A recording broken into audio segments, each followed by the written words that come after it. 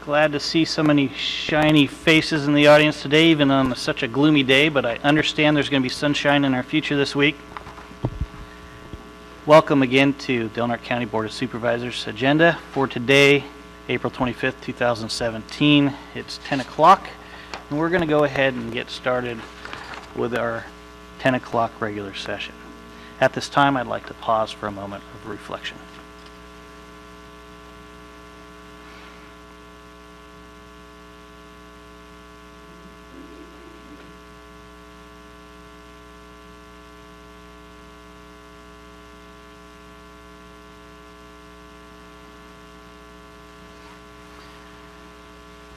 Thank you.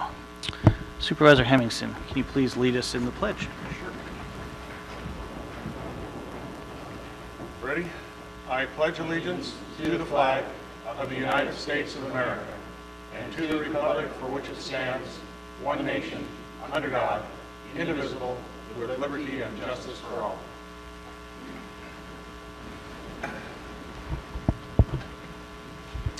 Okay, introduction of new employees to the board. Next meeting, oh, that's terrific. Excellent. Uh-oh. Not just Jay. Just not Jay. Awesome. I'd like to introduce Carla Allen. She is the new Assistant Director of Information Technology. She's actually been with the county for almost 20 years now, and with IT for 17 of those. So she's been stationed out at Health and Human Services and running that operation for most of these years, and now we're elevating her up to Assistant. Excellent. Right on. Please, Carla, if you would like to say something. Oh, I'm just happy to, excited about the job, and like Dan said, I've been with the county for nearly 20 years, and most of that time's been supporting DHHS and that branch and all their branches. It's a big job that I'm excited to promote and continue working with the staff. We have a great department. So, thank you. Great. Thanks Excellent. for hanging around. Welcome aboard, Carla. All right. County Council, any actions to report out of closed session? The board authorized the chair to send a clarification response in regard to a cure and correct demand letter received by the chair. Thank you. All right. Any deletions, corrections, additions from the board members to the agenda at this time? Point of order on that, Mr. Chairman. Yes. Several meetings ago, this board passed an instruction to our CAO to come back with some options on the term limits issue. I've yet to see that on an upcoming agenda. When can we expect to see that on an upcoming agenda? CAO? Actually, that was sent to County Council, and they're probably going to come back at the next meeting. Thank you. Welcome. All right.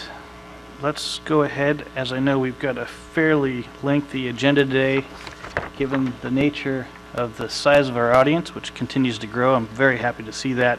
I'm going to go ahead and move our board reports to the end of the agenda at this time and move straight into our consent agenda to try to cover as much of this as we can before public comment. Comments from members of the public may be heard at this time regarding matters on the consent agenda. I'd like to open it up for public comment on the consent agenda matters only. All right, seeing none, we'll bring it back to the board. Motion to approve. We have a motion? I'll second. Okay. Seconded by Supervisor Berkowitz. Chair, I just want to state the correction to number 13. Item number 13, correct. So the recommendation for the board's action sections for the dollar amount should read $36,939.60 annually, and not $3,078.30. Very good. Kylie, can you please pull the vote? Supervisor Hemmingson? Yes, I need to recuse myself for conflict of interest on item number 13, 14, and 15. Okay, Supervisor Cowan? Yes. Supervisor Berkowitz? Yes. Supervisor Gitlin? Yes. Chair Howard. Yes. Okay. Let's go ahead and take up budget transfer items 17, 18, 19, and 20 on our agenda. Item number 17, which is approve and adopt budget transfer 04-03 in the amount of $35,244 within the Insurance Recovery and Special Department expense budget as a result of the reimbursement of personal property of employees of Barrow Boys Ranch as a result of the burned manufactured home as requested by Human Resource Risk Management. Item number 18, approve and adopt budget transfer 04-04 in the amount of $20,000 within the juvenile hall and maintenance budget to cover the cost of upgrading outdated radio camera equipment for the juvenile hall as requested by the probation officer. Number 19, approve and adopt budget transfer item 04-05 in the amount of $70,541 within the victim's witness budget to change all victims' witness projects from the state fiscal year to the federal fiscal year immediately as requested by victim's witness project coordinator. Item number 20, approve and adopt budget transfer 04-06 in the amount of $1,250 within the Office of Emergency Services grant to pay for a fixed asset approved under the grant as requested by County Administrative Officer. And item 21, approve and adopt budget transfer 04-07 in the amount of $2,400 within the livestock budget and the agricultural budget to cover unanticipated vehicle and structural maintenance costs as requested by the Agricultural Weights and Measures Inspector. Number 4. Do we have a motion on the table? I would move for approval, budget transfer 04-03, 04-04, 04-05, 04-06, and 04-07. Second. We have a motion and a second. I'd like to open it up for public comment at this time on any of the aforementioned budget transfers. Okay, seeing none, we're going to go ahead and bring it back to the board. Mr. Chairman. Supervisor Hemmingson. Jay, could you explain a little bit on item number 17? This has to do with employee reimbursements because of the fire at the Barrows Boys Ranch. Is this because of personal effects that they had?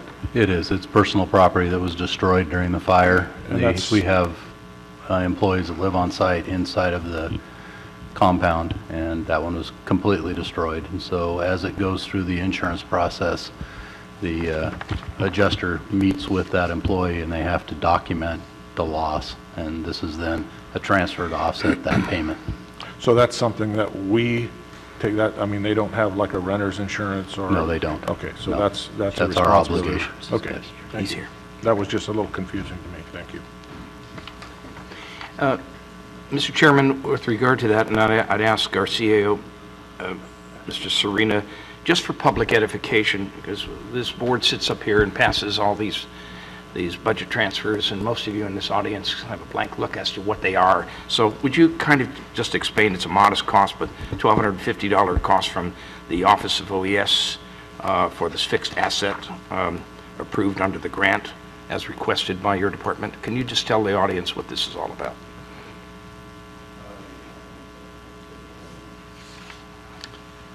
It's for $1,250, item number 20, 04-06.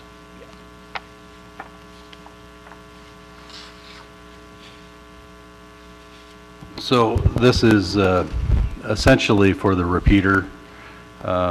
It's through the HSCP grant. It's going to allow for additional and more modern communication. And so whenever we have these, as they go through the process, the grant money will be received by the county. The actual item is already approved through the grant, and we have to transfer money into that line to allow for that purchase.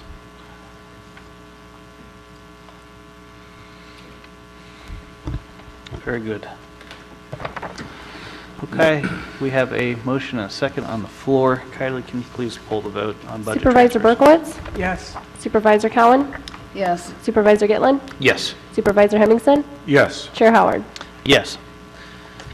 Okay, as part of our consent agenda items today, and I just realized after talking with Supervisor Berkowitz, our one of our resolutions is here in the audience. And Supervisor Berkowitz, can you please at this time read the resolution honoring Mr. John Mertes? Well, I think it's me, not Berkowitz. Oh, but- sorry. Okay. And John, are you here? Can you meet us up at the dais? So I'm going to read this and then do everything I can to embarrass you. So this is a resolution of the Board of Supervisors of the County of Del Norte, State of California, honoring you, sir, Mr. John Mertes, retiring library trustee.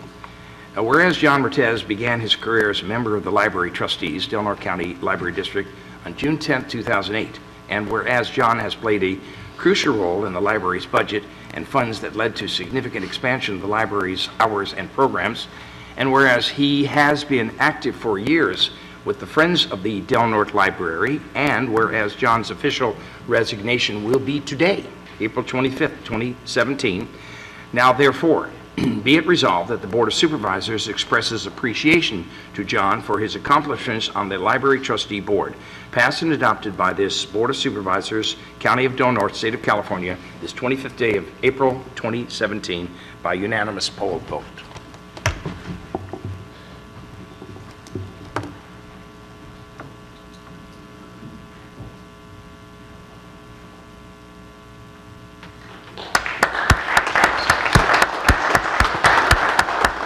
Okay, I think I made a difference. Thank you, John.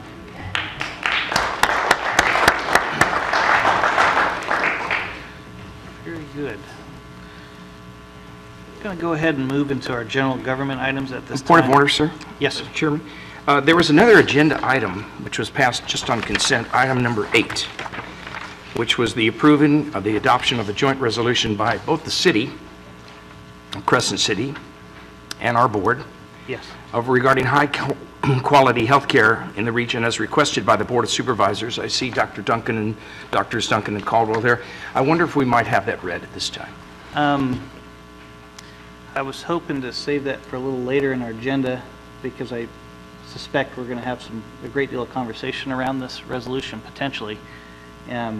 If you feel the need that we need to have it now and potentially push back public comment, I'm certainly willing to do so. Well, I don't know if it's one individual. Do we, by consensus, would we like to have this? It's a very proud moment for both our city, Crescent City, of which I'm a resident, and the county. I think it's appropriate to read it now. However, we're dealing with the consent agenda, so I'll leave that up to our board consensus. Yeah, I'm trying to time things appropriately here, but I don't see any reason. If it does go over the 10:25 timed item, that's okay. We'll go ahead and address it at this time. I don't have it with me. Do we have the resolution with us? I don't. It's coming. Okay. Okay, thank you, sir. Do you want to or- read that or allow? Okay, very good. But Go for it. whatever the pleasure of the chair is. Supervisor Gitlin, please.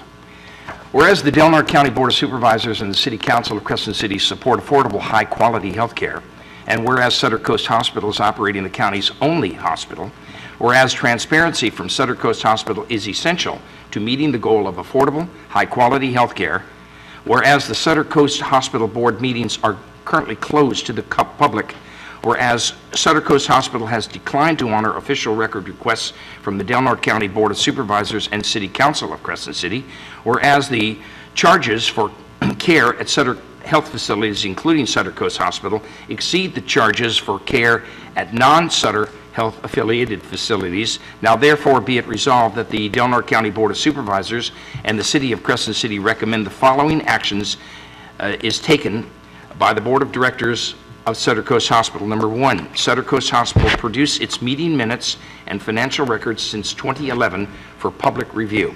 Number 2, Sutter Coast Hospital prominently displayed its charges for common services and procedures, including laboratory tests, imaging studios, and fees from physicians either contracted with or directly employed by Sutter Coast Hospital. Number 3, the local members of the Sutter Coast Hospital Board of Directors hold regularly scheduled public meetings to allow for public input regarding hospital operations. And number 4, Sutter Coast Hospital no longer engage in professional service contracts with individuals or entities, including M-Care Holdings, which operate out of network for local insurance plans, passed and adopted and made effective this day, April 25th, by the City Council, by the Delaware County Board of Supervisors on this, and again, we are doing it as of today, the 25th, and there's an opportunity for Mayor Inscore, who I see in the audience, to sign here, and of course your signature, Mr. Chairman, and that is the resolution. Thank you, Supervisor. This resolution in particular was discussed at length when Dr. Duncan presented it to our board at our last regularly scheduled meeting, and it had a great deal of depth and timely debate amongst the board. I know we've all felt some impacts, and I'm sure that's why a lot of you are here today. We do have a timed agenda item today at 10:40 with a presentation from Sutter Coast Hospital from Mitch Hanna. I'm hoping most, if you're here for that reason, could speak during that period of time on this issue. But I would, if there are additional public comments that would like to reflect, particularly on this resolution between the City of Crescent City and the County of Del Norte at this time, I will allow public comment to be reopened. And if anything wants to be said to that extent, since we do have representatives from the healthcare district here, Dr. Duncan and Dr. Caldwell. Okay, very good. We'll go ahead and bring it back to the board at this time. Thank you for reading that into the record, Supervisor Gitlin. I'm going to go ahead and move forward to item number 22, which is approve and authorize the chair to sign and send a letter of support for AB 1077 State Parks OHV program as requested by the Natural Resources Goal Committee. Mr. Hooper, pleasure to see you today. Good morning. Good to see the members of the board. So the Department of Motor Vehicles collects fees associated with the registration and the renewal of off-highway motor vehicles. This is similar to what we're all familiar with on-highway motor vehicles. Under the current law, these funds are largely returned back to OHV users, albeit indirectly, via the OHV Trust. This is administered by the State Parks OHV Division. Some of the funds are also transmitted to a lesser extent to the CHP for OHV-related law enforcement, as well as to the DMV for administrative purposes. State Parks oversees the distribution of OHV Trust funds in the form of grants, principally, back to local agencies, including counties and local law enforcement agencies, as well as federal land managers in the promotion of responsible OHV opportunities in the state of California. Delaware County has applied for 3 of these grants over the past 3 or 4 years.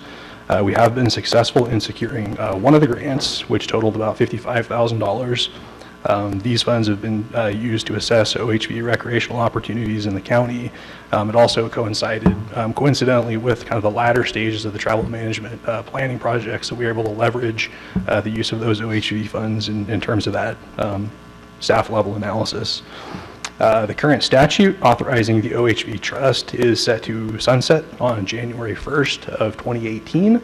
The effect of the sunset of the program would be that the funds would not be transferred to the OHV Trust, and consequently the funds would not be able to be returned back to the counties, such as ours, which do benefit from the OHV Trust program.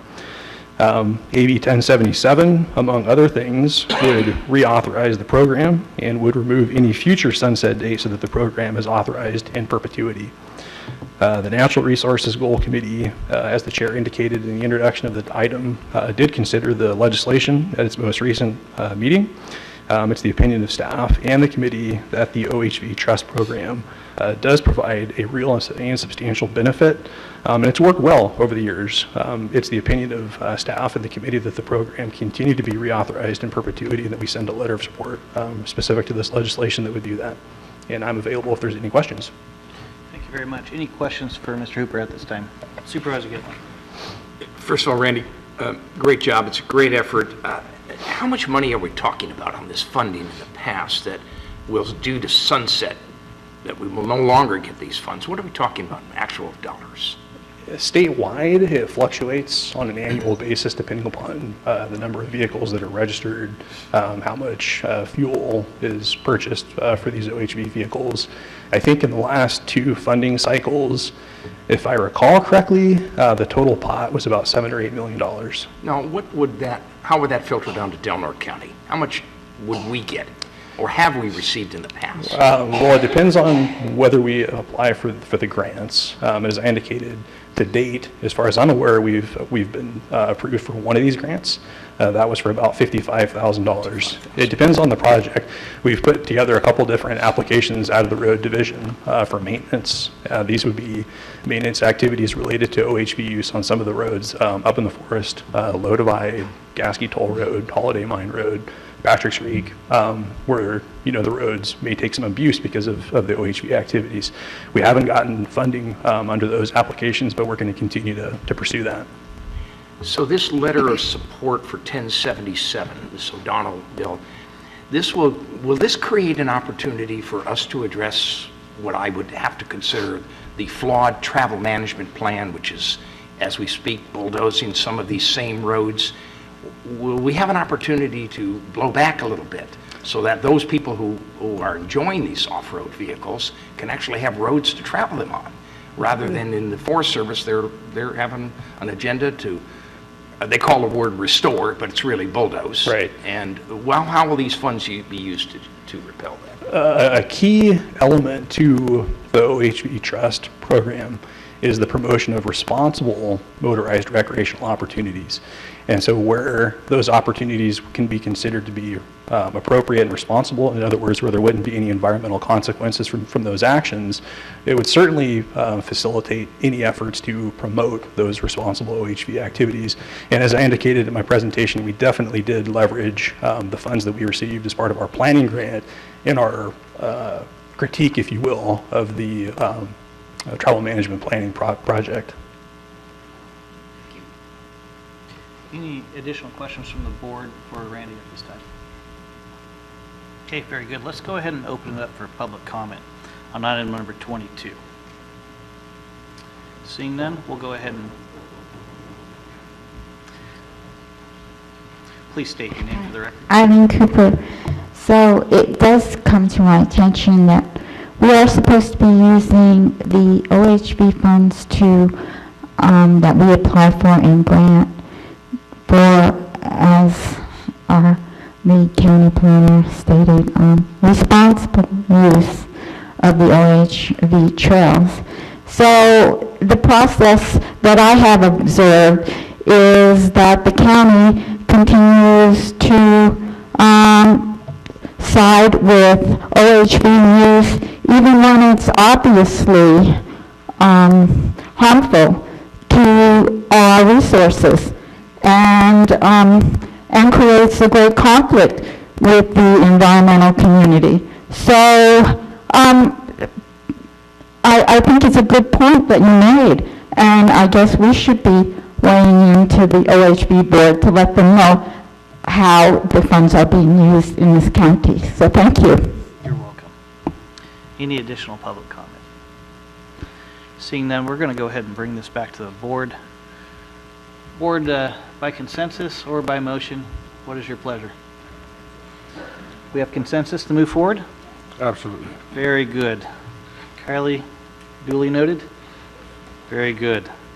So we're roughly 30 seconds out from public comment. So I want to go ahead and read, and by the time we get there, it'll be 10:25. Members of the public may address the board on matters which are within the board's jurisdiction. If you are addressing the board regarding a matter listed on the agenda, you may be asked to hold your comments until the board takes up that matter. Please limit your comments to 3 minutes or less. Please state your name for the record. Hi, Good my morning. name is Judy Ranger, and I live in District 1. I gave birth to 9 healthy children. In 2011, my oldest daughter, Mercy, rejected the lifestyle we were leading. We wanted our children to eat healthy, no smoking, no drinking, no drugs, no swearing, no wearing makeup or jewelry, and no sex before marriage. Honor the Lord our God, Father in heaven. We were poor, but we had values. In 2011, Mercy wanted to go live with Mark Nash's mother and stepfather, Sasha and Earl Upton. They were rich, they were our landlords, and they wanted guardianship over Mercy. When they tried to blackmail us into signing guardianship papers with threats that Mercy would charge my husband with allegations of sexual molestation, we didn't believe them. Now we believe them. We didn't know then that Mercy was having a sexual affair with their son from the time she was 14 until she was 16 years old. That confession was not provided to us until recently.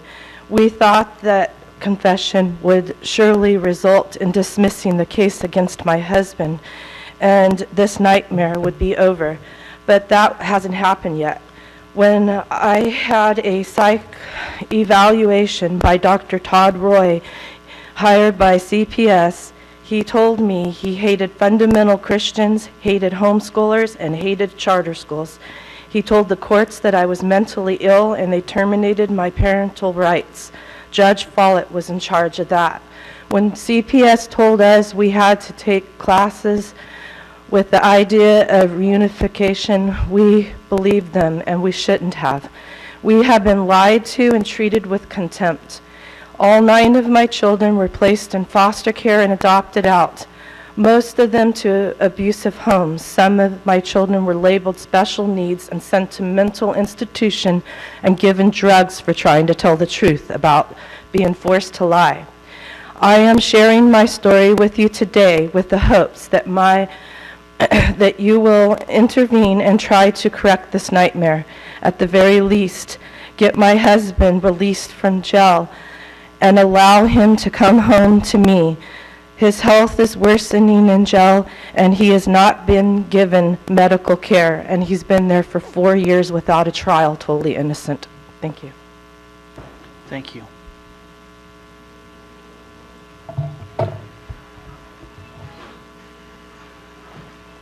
My name is Donna Westfall. I live in District 1. Is obstruction of justice a felony or a misdemeanor? Obstruction may consist of any attempt to hinder the discovery, apprehension, conviction, or punishment of anyone who has committed a crime. It is understandable that Mercy Ranger wanted a rich lifestyle and flee to the guardianship of a family that could provide her with horses and trips and a college education. But when Mercy Ranger called in law enforcement on December 29th, 2011, with allegations against her father, was she telling the truth or was she lying? When law enforcement arrested Brian Ranger, were they responsible for collecting forensic evidence and seeing to it that she and her brothers and sisters were given a medical exam? And when they didn't do this, was that an obstruction of justice or merely sloppy police work? When Mercy called former disbarred DA John Alexander, was she working in concert with her lover, 40-year-old Marcus Nash, and his mother, Sasha Upton? Was this obstruction of justice? If those parties were obstructing justice, should they be charged with a felony or a misdemeanor? Why would they pressure Brian with threats to sign over guardianship papers or have his family ripped apart? Why would they promise that no charges would be made against Brian if guardianship papers were signed? Were co-workers out at the prison, Sasha Upton and Dr. Todd Roy, working in concert to take away the Rangers' parental rights? Did Dr. Todd Roy allow his bias against fundamentalist Christians overrule his ethics as a psychologist? Should some or all spend some time in jail?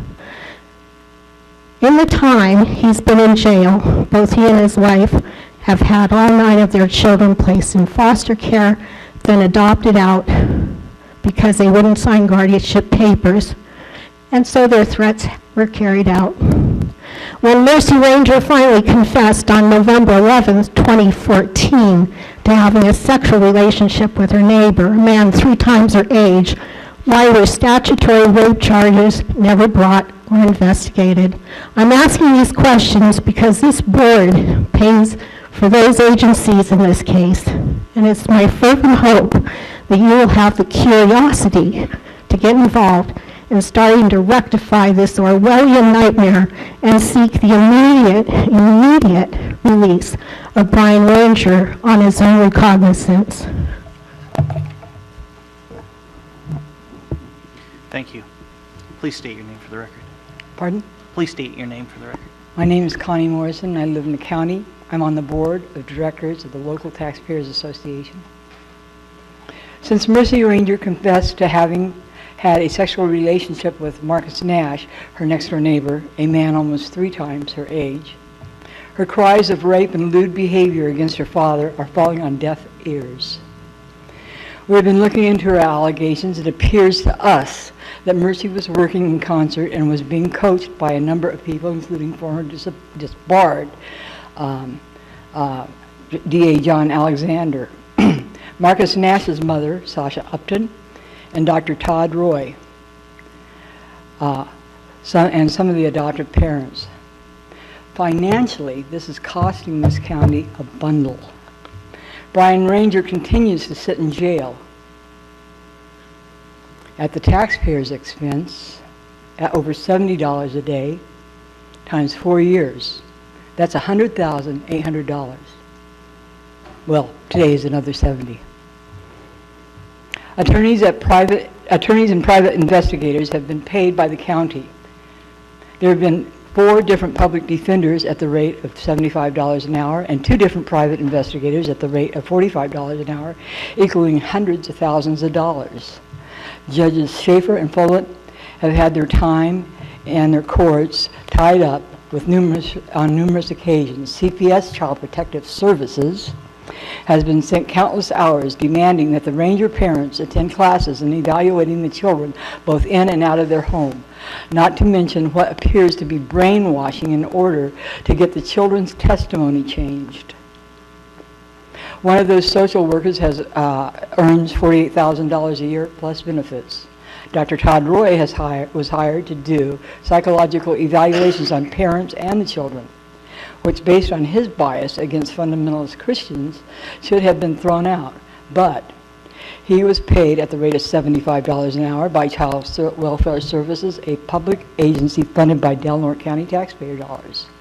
The Sheriff's Department spent time going out to the Ranger home in what was believed was a fraudulent call by Mercy Ranger in 2011 and set this whole thing in motion. Also, sheriff's deputies have had to spend time in court hearings and more. But it's really either sloppy police work or collusion that none of the Ranger girls were ever examined. The Sheriff's Department is funded by Delaware County taxpayer dollars.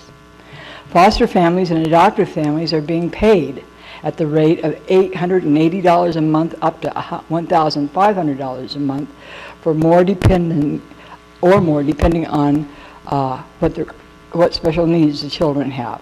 Foster families and adoptive families are funded by the state taxpayer dollars. In the case of Marcus Nash, Mercy Ranger's 40-plus-year-old former lover, and Sasha Upton's son, why isn't he being investigated for statutory rape, imprisoned, and labeled a sex offender? Thank you. Can you begin to wrap it up, please? Pardon? Can you begin to wrap it up, please? Oh, okay. I hope you do something about getting Mr. Ranger out of jail. Thank you for your comments. Mendocino County. On March 28, 2017, item 6 on the agenda was to appoint members to the law library. This item was not open for public comment, nor was it publicly discussed, and you supervisors, in fact, passed this agenda item without public input. After receiving direction from the Attorney General's office, I submitted a complaint to District Attorney Trigg, who stated he would not take any action towards the Brown Act violations. I submitted a cure and correct demand letter to Chair Howard, who refused to acknowledge the cure and correct demand of placing this on the agenda for public discussion. The reason why this was important for public discussion is because in March 2016, during the law library meeting, Judge McAlfish requested that the budget get revisited because it was not clear where the money was coming from. March minutes would not be passed until September, 6 months later. The board passed a budget According to the Business and Professions Code, monthly meetings for the Law Library Board of Trustee members should be held the first Tuesday of every month. This code is not adhered to. Indeed, the Law Library budget was presented to the supervisors in October 2016 and was once again rubber stamped without questioning the $1,200+ that was negative in their budget. However, within the next paragraph, the Law Library had nearly $6,000. No spreadsheet or accounting of where the money came from or how they were able to pay the negative. Sometime this month, I requested to review the Law Library minutes and agendas from 2015 to present. I was informed it would take 3 weeks for them to comprise a folder of minutes. You should know that in itself is violation of the Mellon Act. The county library produces their minutes online. I had the opportunity to ask Autumn Luna, who is the president of the Law Library, how they were able to recover the negative amount of money, and she stated, "You don't think anyone took it, do you?" Of course not. That's not the point. The point of the matter is nobody's going by the business and profession codes of having regular meetings nor keeping accurate accounting of minutes or money. I suggest that the Law Library and the County Library become one entity where there are established board members who know what they are doing, where their minutes are kept online for public view and accounting of funds is appropriate. The current board is substandard or unable to abide by California business and profession codes for regularly scheduled meetings, or keeping minutes, or keeping accurate accounting of the funds. Chair Howard, you used to be the voice of reason. However, that no longer holds true. It appears you've become complacent, substandard in your leadership ability, and I don't believe you have good leadership skills, because if you had, this would have been discovered by opening for public comment, and once again, there's no law north of the Klamath River. Thank you. Thank you for your comments. So everybody is aware, I did receive personally a letter from Ms. Sutter. We took action on that letter today, closed session, as County Council did report out on it. And cure and correct was done subsequently after public comment at that meeting for those items. And to be honest with you guys, I'm not perfect. I make mistakes. I miss items occasionally. In this case, I missed public comment. Recognizing that, I went back and had public comment on the consent agenda, as Ms. Sutter acknowledged during her last public comment, the last Board of Supervisors meeting. So, you know, I'm not going to be perfect up here. I'm going to miss things. But you know what? I'll acknowledge it when I make mistakes, and we'll go back and we'll do what's necessary to cure and correct those items. But just be aware, we're all flawed to a certain extent, but we hope to be doing the best we can as elected officials for you, and we'll get there, slowly but surely. Thank you. Public comment. That's okay, Ms. Rook. Come on up. I know you're excited. I'm going to fall on the trip. Good morning. Good morning. My name is Kendra Rook, which I'm sure all of you guys know me. So I'm actually here today. Can you guys hear me? Yeah. I'm here today to ask the board to help me save South Beach. So I want to save South Beach from any further restrictions and limitations like other areas. The jet ski community has received more local media coverage than the drive-by shootings, the murders, the kidnappings and the rapes, and even some of the elections. Our latest traffic citation made the front page of the paper. The commissioner during that trial, along with Officer Ortega, who's the water safety officer, suggested that I come to the board and ask you for help. Sheriff Apperson has also suggested that I ask you for help. As you guys all know, this is not my first visit to be here. The Board of Supervisors has the power to put an ordinance in place designating a safe place for PWC use on South Beach. This would take a tremendous burden off the local law enforcement. Having the imaginary line that we did a few years back in place made a safe and fun place for everyone to share the beach. Many people, local and tourists alike, stopped, watched, they played in the waves, and at that point, if anybody was out there surfing or playing, the riders would move down and allow room. The PWC riders got along with everybody. We actually liked sharing the beach. So the West Coast Surf Riders, which is a community of jet ski and PWC enthusiasts, young and old, from children to, I think the guy we had riding with us this weekend was 70-some years old, they're willing to help the county pay for signage. If you were to allow us an ordinance or grant an ordinance, they would help you pay for the signage that would be up there. Having a sign up there would It would actually help the public understand that this is a designated area for PWC's use, and there are areas like that in Southern California. So I'd like to turn the media coverage around that we have been getting and bring more people back to the community. It'd be nice for people in the jet ski community, when they look for places to ride, actually stop in Crescent City again and not go from Florence to Sonoma, or not Sonoma, Samoa. We've been traveling 3 hours either way to go ride the ocean, and they spend their time, their money. We packed Florence last weekend. 30 of us got together, Washington, Idaho, RV parks, hotels, restaurants, and we had a blast. We actually had a bunch of the dune riders and stuff ask us, hey, when are you guys coming back? Where can you go? We really enjoyed this. So is this something that the board would be considering to help me do to future the economy for Del Norte County? So that's where I'm at. Thank you for your comment. Appreciate it. Mr. Chairman, I'd like to Supervisor Gitlin. I'd like to respond to Kendra. Absolutely. I think this should be put on the agenda for an action item, at least a discussion, to see what we can do to remedy what apparently is let's play nicely in the sandbox. I remember writing a piece some time ago, can't we not have to make everything into a law or an ordinance? Apparently that's not working. And there are some incidents I've been told of, on, frankly, one side, and I'm not going to mention which one, is actually an aggravant to people just enjoying the beach together. So I think this should be put on the agenda. I don't know if we can get on the May 9th or a subsequent agenda after that to discuss Kendra's request for this board to explore options in the form of an ordinance, and then let's give direction where we can for clarity, because apparently the existing status quo is not working and it's causing more problems, and I think we should address that in a future meeting, hopefully May 9th. Thank you. Appreciate your thought, Supervisor. Public comment.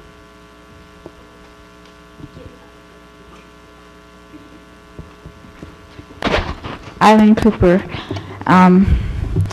you have received quite a bit of direction about the situation at South Beach regarding jet skis and the conflict with other users. It's my understanding from some of that legal advice to you is that the State Park Lands Association gave legal description that when you designate an area of the beach for jet skis, you cannot have other users in that area, in that designated area. It is restrictive because the two uses conflict. That is a very highly used beach by everyone who comes here for the summer, even in the winter when they have a vacation, and it is cherished by families so that their children can play safely in the water. And the state rules say that you can't have both uses in the same place, and I think it's a wise rule, legal obligation of you to divide and separate those uses. So are you really willing to give up a gigantic area of South Beach for this use and not have families come here and be able to play in the water? Right, so that's it. I don't think it's a hunky-dory situation where the two user groups get along very well, and I think there has been documented conflicts where the surfers were chased away because of safety reasons from using that area. So it's complicated, and I don't, of all the beaches, because it's so highly used by families. I think it's the worst beach to put that kind of use on. Thank you. Thank you for your comments. Good day. My name is Randy Pinkham. I'm also here with Kendra for the jet skis on South Beach. Good morning. We're not asking for a large area or anything. We're asking for a small area of beach that we can use and not disturb anybody else on the beach. We're not harassing anybody. We've never tried to harass anybody. Again, we've had multiple conflicts along with this. But again, just like Kendra said, how did we go from the front page to now just conflict, conflict, conflict? I mean, you drive by the fairgrounds, you see that there's a jet ski rider on the front of the fairground sign. So we're just trying to get this back into our community so we can bring outside funds to help support motels, restaurants, the community itself, and bring in everybody to share the county and Crescent City. Thank you. Appreciate your comments.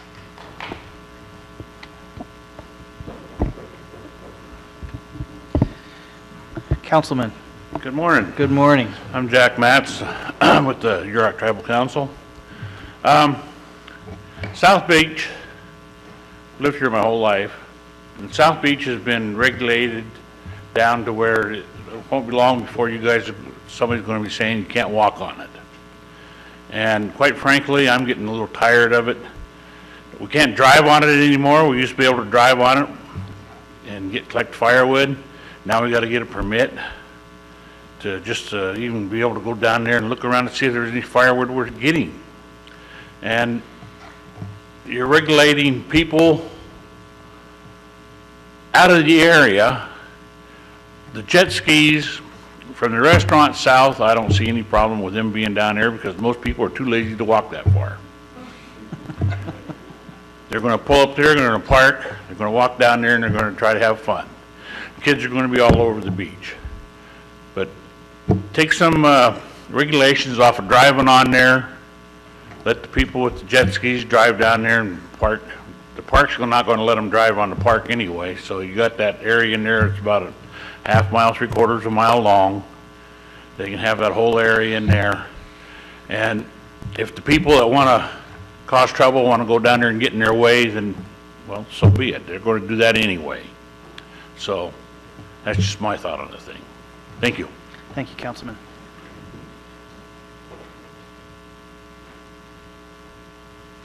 Good morning. Hi, good morning. My name is Michael Walsh. I'm an employee of Pen Air, the local airline that flies in and out of here from Portland to Crescent City. I'm here today to ask for a letter of support. We need your help. As you may or may not know, the Essential Air Service EAS bid is up and it goes to vote soon. And I just want to remind you, well, we've been here almost 2 years now, and we have become a good part of this community. We've helped a lot. We've donated to quite a few of the organizations. We provide service, and I feel that our service is going to be much more beneficial than the other airline that is actually up for bid as well, or putting in for the bid. We're here to help your community, and we want to continue to do that for the next 2 years, and I'm here to ask for your service, for your support. And that's specifically to the legislation in Washington, D.C. That's correct. Thank you for your time. Appreciate it. Public comment. Seeing none, we'll go ahead and bring it back to the board. Thank you for everybody's participation. We do have a timed agenda item at 10:30. We've gone a little past that period of time. Let's go ahead and bring that forward right now. Del Norte County Reads Literacy Program update from Phoebe Leanhart and Shane Gospel. Del Norte Reads. Are they here in our audience? Here they are. Please approach the dais. So is it the PowerPoint? Hello, my name, excuse me, sorry. Okay, my name is Shane Pepino's Gospel. I'm the interim manager at the Del Norte County Library.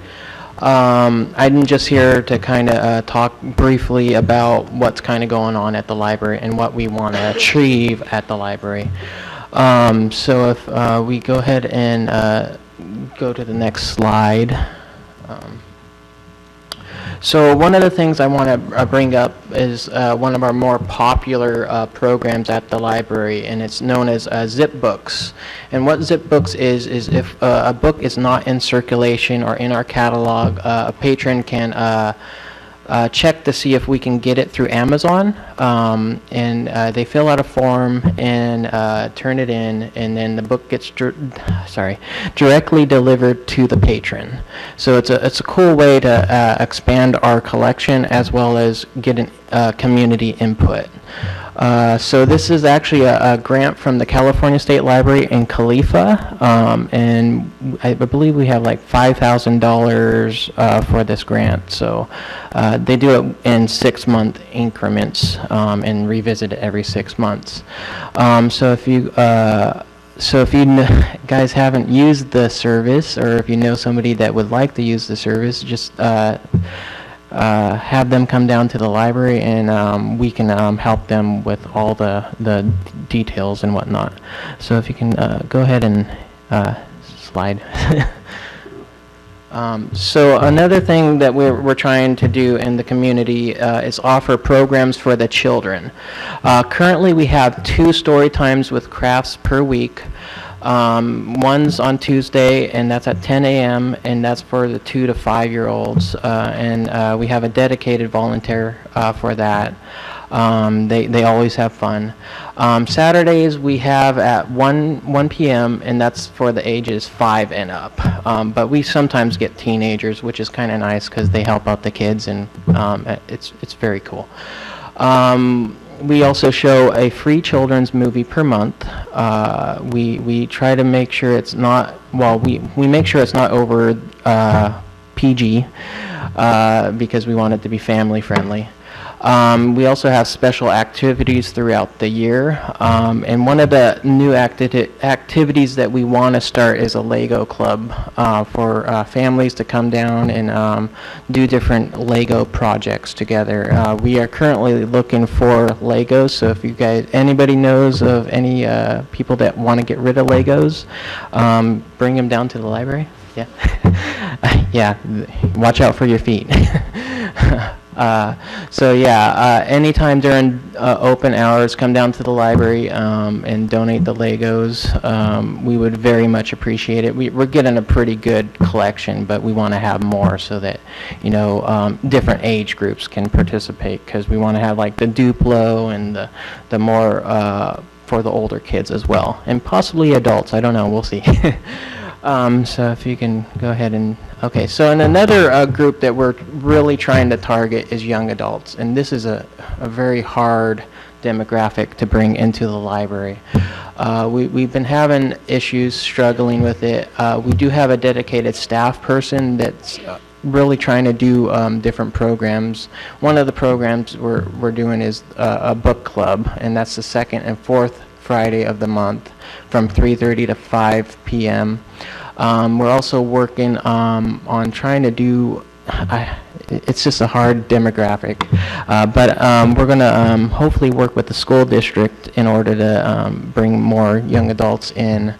And one of the things we want to do is create a nice young adult space that is uniquely their own, with, you know, young adult furniture and young adult well, we want to expand our young adult section. Right now it's only a corner of the library, but we're hoping to make it more of a little space for them so that they feel welcome at the library. That's still in the planning stages at this point, but we are hopefully going to get there soon. So the next slide. We also have programs for the adults. So we have, right now we have adult coloring at Inoteca, and one of the reasons why we decided Inoteca is because we wanted to do stuff inside the community, because, you know, yeah, we can do things at the library, but not everybody feels comfortable coming to the library, and, you know, sometimes like with the adult coloring, you know, people happen upon the program and they're like, oh, well, this is being put on by the library, maybe I'll go check them out. So it's just a way to promote the library, and we're hoping to do more programs like that in other places, because we want to make sure that people know that we do value the community. You know, it's not just about us, it's about all of us. Some other things that we are doing is an open mic night, and that's the third Thursday of every month from 6 to 7. We wanted to encourage people that, you know, write poetry, stories, sing, to come and kind of share their talent with each other. So far, we only had one, and it was kind of an okay showing, I guess. But we're going to work on that one a lot more. And one of the things we are going to be starting next month is documentaries. We want to, you know, not just be entertainment, but also educational as well. Because, you know, well, if you're not learning, you're not you're not living. So we want to do documentaries. We want to have guest speakers, and you know, just be a part of the community that way. And we're also hoping to start a book discussion group as well. So yeah. Okay. So next. So one of the things we started doing last month, well, actually this month, is participating in the First Fridays by doing a family-friendly film and doing a theme around the film. So last month, since First Friday was canceled this month, we had to postpone it a week. We did an evening at Hogwarts where we kind of decked out the library with different wizarding things and stuff, and different activities that were based off of Harry Potter.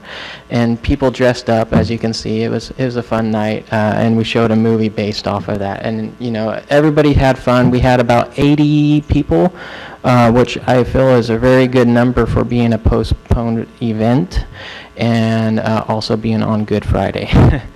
And our next First Friday is actually going to be Star Wars themed.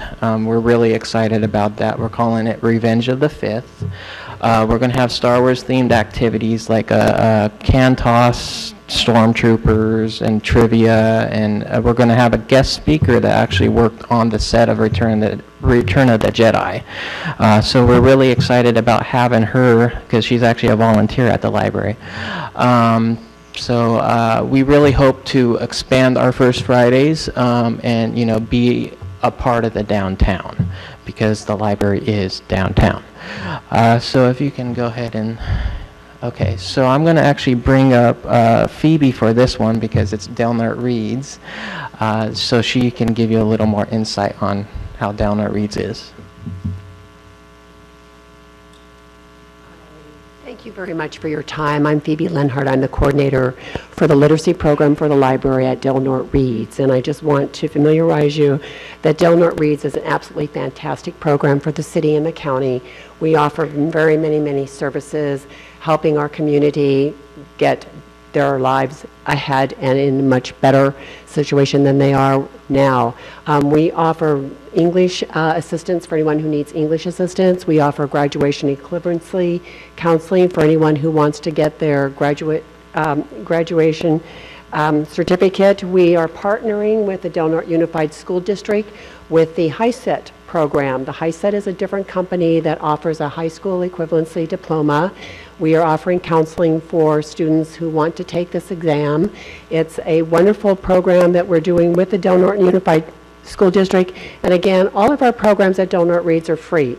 We provide the materials free. We provide the tutoring free. We have, in addition, 5 ESL classes at Delnart Reads, one of them for the first time ever at Smith River Library. We have wonderful tutors that are offering both ESL and Chinese and Spanish language classes, and then a general English class for a variety of people. We do want to say that we've got 38 students at Delnart Reads. We have 13 wonderful tutors, all volunteer tutors. We are very excited to be partnering with the library, offering more community activities like open mic night. For Earth Day, we partnered with the National Park Service, had Park Ranger Sarah come to the library to participate with storytelling about the reintroduction of the condor into Del Norte and Humboldt counties, which is extremely exciting. We are also looking ahead for our summer reading program. Our family summer reading program will be getting mid-June through July with many exciting activities, again, for the community. So just to reassure you, since the election's in November, that the library is doing great. Del Norte Reads is wonderful. We're looking ahead very positively with many wonderful activities for our community. Thank you for your time. Thank you. Yeah, I just want to note that that California Condor presentation was fantastic. The park ranger actually had one of the kids dress up as a condor. it was quite fun. Everybody had fun. So if we go on to, I think, the last slide. So I guess the goals of the Del Norte County Library and Del Norte Reads is to be a part of the community. We're not just this special little place that people go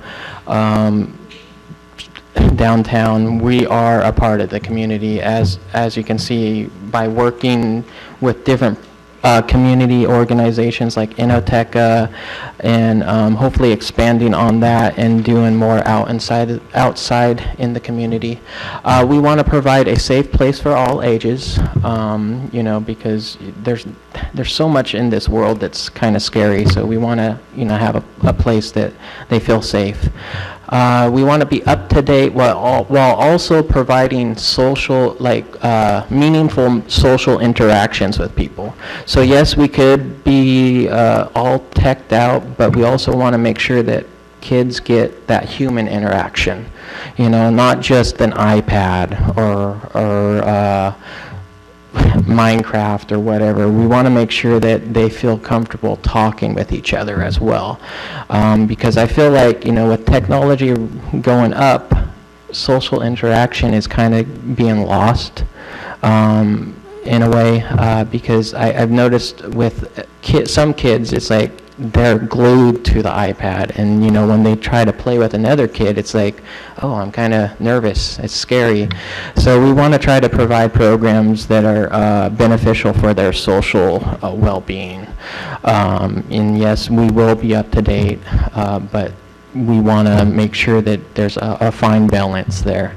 And then we also want to build up the community, you know, because I don't know, we feel that the library should be kind of like the community hub, you know, where you can go get knowledge, where you can get entertainment, where you can interact with other people in the community. So with that said, I'm going to go ahead and say I'm done.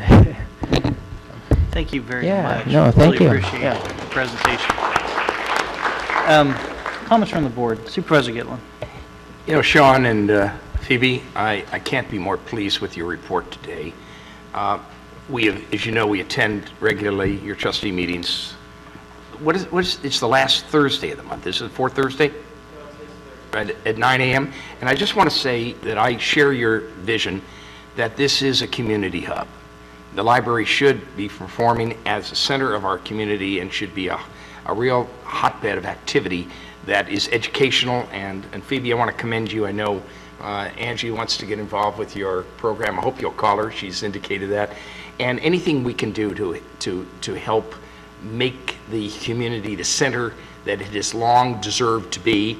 And just I want to commend you on just great work. So thank you very much for your stellar work, and keep it up.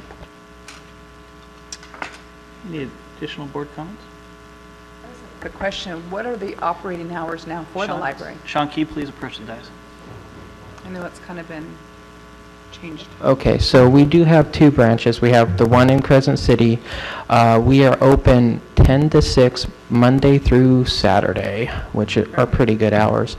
We also have Smith River Library, which is located in the community hall, and that the hours kind of vary. So there's Monday it's open from 12:30 to 3:30, Wednesday 1 to 4, Thursday 2 to 5, and Saturday 1 to 4. Thank you. Yeah, you're welcome. Okay, I'd like to open it up for public comment at this time on the presentation. Seeing none, we'll go ahead and bring it back to the board. Very happy for the presentation today. Both appreciate your time, Sean and Phoebe. Literacy is a big part of the conversation the board's been having over the past 5 years. More recently, it's gained a lot more attention as we begin with our other partners at Del Norte County School District, besides the library, First Five, to really bring the advancement of all our students up to grade level reading, with the goal of everyone reads by 2023 by grade 3.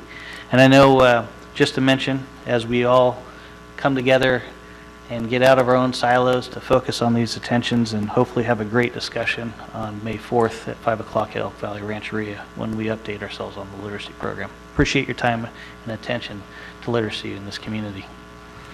All right, we're going to go forward with our next timed agenda item, which is an update on Sutter Coast Hospital and presentation from CEO Mitch Hanna. Mitch, good morning. Thank you. Good morning. Thank you for having me. I'm Mitch Hanna. I'm the CEO at Sutter Coast Hospital and Sutter Auburn Faith Hospital. And I just thought it's been about, I think, 9 months since I was here last, and I thought it'd be a good opportunity to give you a little bit of an update on some of the things that are going on at the hospital. Well timed, Mitch. Yes, indeed.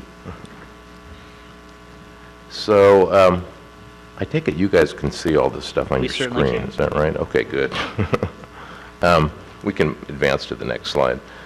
This is just a little bit of a statistical report in terms of our 2016 activities. A little bit over 2,000 inpatient visits, just under 70,000 outpatient visits. Emergency room continues to grow with a little bit over 22,000 visits, so just a little bit under 2,000 per month. I think once we get finished with the construction that's currently going on, we probably need to start looking at expansion of our emergency room because the providers there are being quite challenged. 294 births and about $3 million in free or discounted care to patients who otherwise could not pay for their care. In the last 10 years, Sutter Coast has provided $38 million in charity care and to support our local community programs. Our network was recognized this past year by an independent outside organization, Truven Analytics, as one of the nation's top 5 health systems in the country. This designation is based on a number of criteria, including quality, patient satisfaction, affordability, and financial performance, just to name a few. If we could advance to the next slide. In 2016 and 17, we have and are investing about $28.2 million in service enhancements in the community. These include the infusion center and the dialysis center. I must share with you, I'm a little bit frustrated on both of those because we had actually anticipated and budgeted for an April 1st opening, and we haven't really started the construction yet. Now those are modular, so the modular portion, they are being fabricated currently, but due to the weather and the challenges with the infrastructure improvements and whatnot, it's delayed the project a little bit, but we still are optimistic that we will have that operational by late summer. The acute rehab program, and I will be sharing some statistics with you in a few minutes in terms of our volume there, which we opened last year. The Brookings Imaging Center, and we also purchased that building, which has housed a couple of our internal medicine physicians for quite a few years. And as we determined that it makes sense to start growing our outpatient services and our ambulatory care, we decided to purchase that building and have made significant improvements there. We're also, we have installed, we're waiting for the process to run its course, a 3D mammography unit in the Brookings Imaging Center. That's the first and only 3D mammography unit in Del Norte or Curry counties. We expect that to be approved in May of this year, so we're close. And of course, I think I've made reference in the past to our electronic health record, EPIC, which is a state-of-the-art system that we've invested in March of 2016. We also are pleased to be an economic driver in the community. We have 392 employees, and we're one of the larger employers in Del Norte County. Moving on to talk a little bit about some of the physician recruitment, if we could get the next slide up.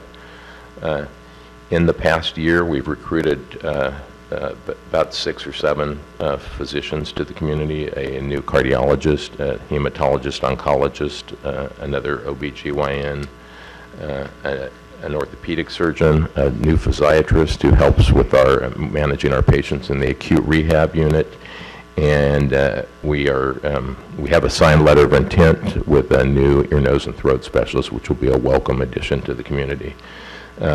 We actually have in town today, yesterday, and tomorrow a neurologist who we are very optimistic will be joining our community. Her husband happens to be a hospitalist who will be contracting with the group that staffs our inpatient hospitalist physicians. So that's really the type of situation we look for, because it's very difficult in this community to recruit a physician and find a physician who has a spouse with a marketable profession.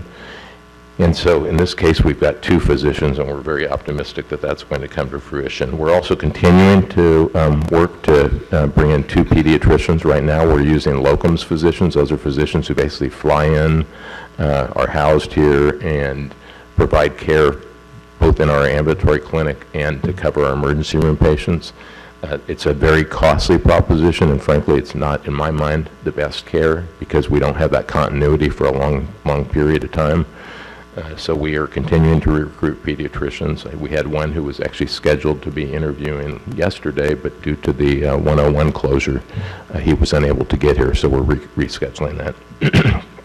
Orthopedics, we are still recruiting 1 additional orthopedic surgeon, and we have a couple slated for interviewing. General surgery, we are looking for 1 more general surgeon. We do currently have 2 on staff, but we'd like to have 1 more. And I already mentioned neurology, but urology, we are continuing to recruit a replacement for Dr. Davis. And we have a gastroenterologist or 2 who are semi-retired but are interested in coming up here perhaps a week every other month sort of thing, and we're currently in the process of getting their contracts in place. Just to kind of put it in perspective, we currently spend, and this is looking at 2016, $7.6 million in subsidizing the cost of the hospital-based and temporary physicians. So that's not only those locums that we're bringing in to cover the ER and in some cases the ambulatory practice, but that's also the hospital-based physicians. So whether we're talking about M-Care in the emergency department or the anesthesiology group or radiology or pathology or the hospitalist, we also have to augment the revenue that they generate from billings to encourage them to stay in the community. The next slide speaks to our financial performance, and this is looking at the past 5 years, and you can see we've had a couple of down years. We had a very, very good year in 2014, and that was really when the Affordable Health Care legislation kicked in. And you can see that when we saw that that was making that big of an impact, we actually decided to start making some investments in things that had been long overdue, including the recruitment of physicians, including bringing our staff's salaries up to parity with other healthcare providers. And as a result of that, a little bit of a decline in 2015 in financial performance. And as we continue to bring in physicians, because you must bear in mind that most of these physicians, unlike most of the state where it is actually a prohibition for a hospital to employ physicians, because of our community clinic status, we are allowed to employ physicians, but it is a costly proposition, because when you do bring in a physician, not only the recruitment process, but as they ramp up their practice, then the first few years, they typically do not generate enough revenue to cover the cost of their presence there. So we've been underwriting that as well. And in addition, the new services that we're providing, as well as the EHR implementation, all costs that have impacted our financial performance. Now, with respect to 2017, you'll see that we're year to date almost at the same loss as we were in the whole year of 2016. But I do want to call your attention to the fact that that does not take into account, at the end of the year, we do a reconciliation based upon the hospital fee program. For those of you who aren't familiar with that, in the state of California, because we were one of the lowest reimbursed states in terms of Medi-Cal reimbursement, the legislature, in conjunction with the California Hospital Association, supported and had legislation passed that imposes a tax on every hospital. It's a bed tax. So we pay that tax to the state annually. At the end of the year, and the state uses that money, they set it aside, and they use that money to augment their Medi-Cal payments, and then the federal government matches those Medi-Cal payments. So in essence, we're basically able to get 2 for 1 on our dollar there. And so at the end of the year, there will be a reconciliation, and what we're showing as a loss now may not be as significant of a loss at the end of the year. So I just wanted to call that to your attention. I don't want anybody to panic thinking that we're going totally broke here at the end of the year. We actually will get a pickup from that hospital fee program. The next slide is just a bar graph showing you our volumes over the course of the last 5 years. And again, you can see fairly nice growth there, particularly as we've started to ramp up some of those specialties. And in 2016 and 2017, that's 2017 is annualized, so that's really based upon year to date and then projecting out for the rest of the year. Fairly nice growth in our acute rehab unit. And again, that's a service that was not available here previously.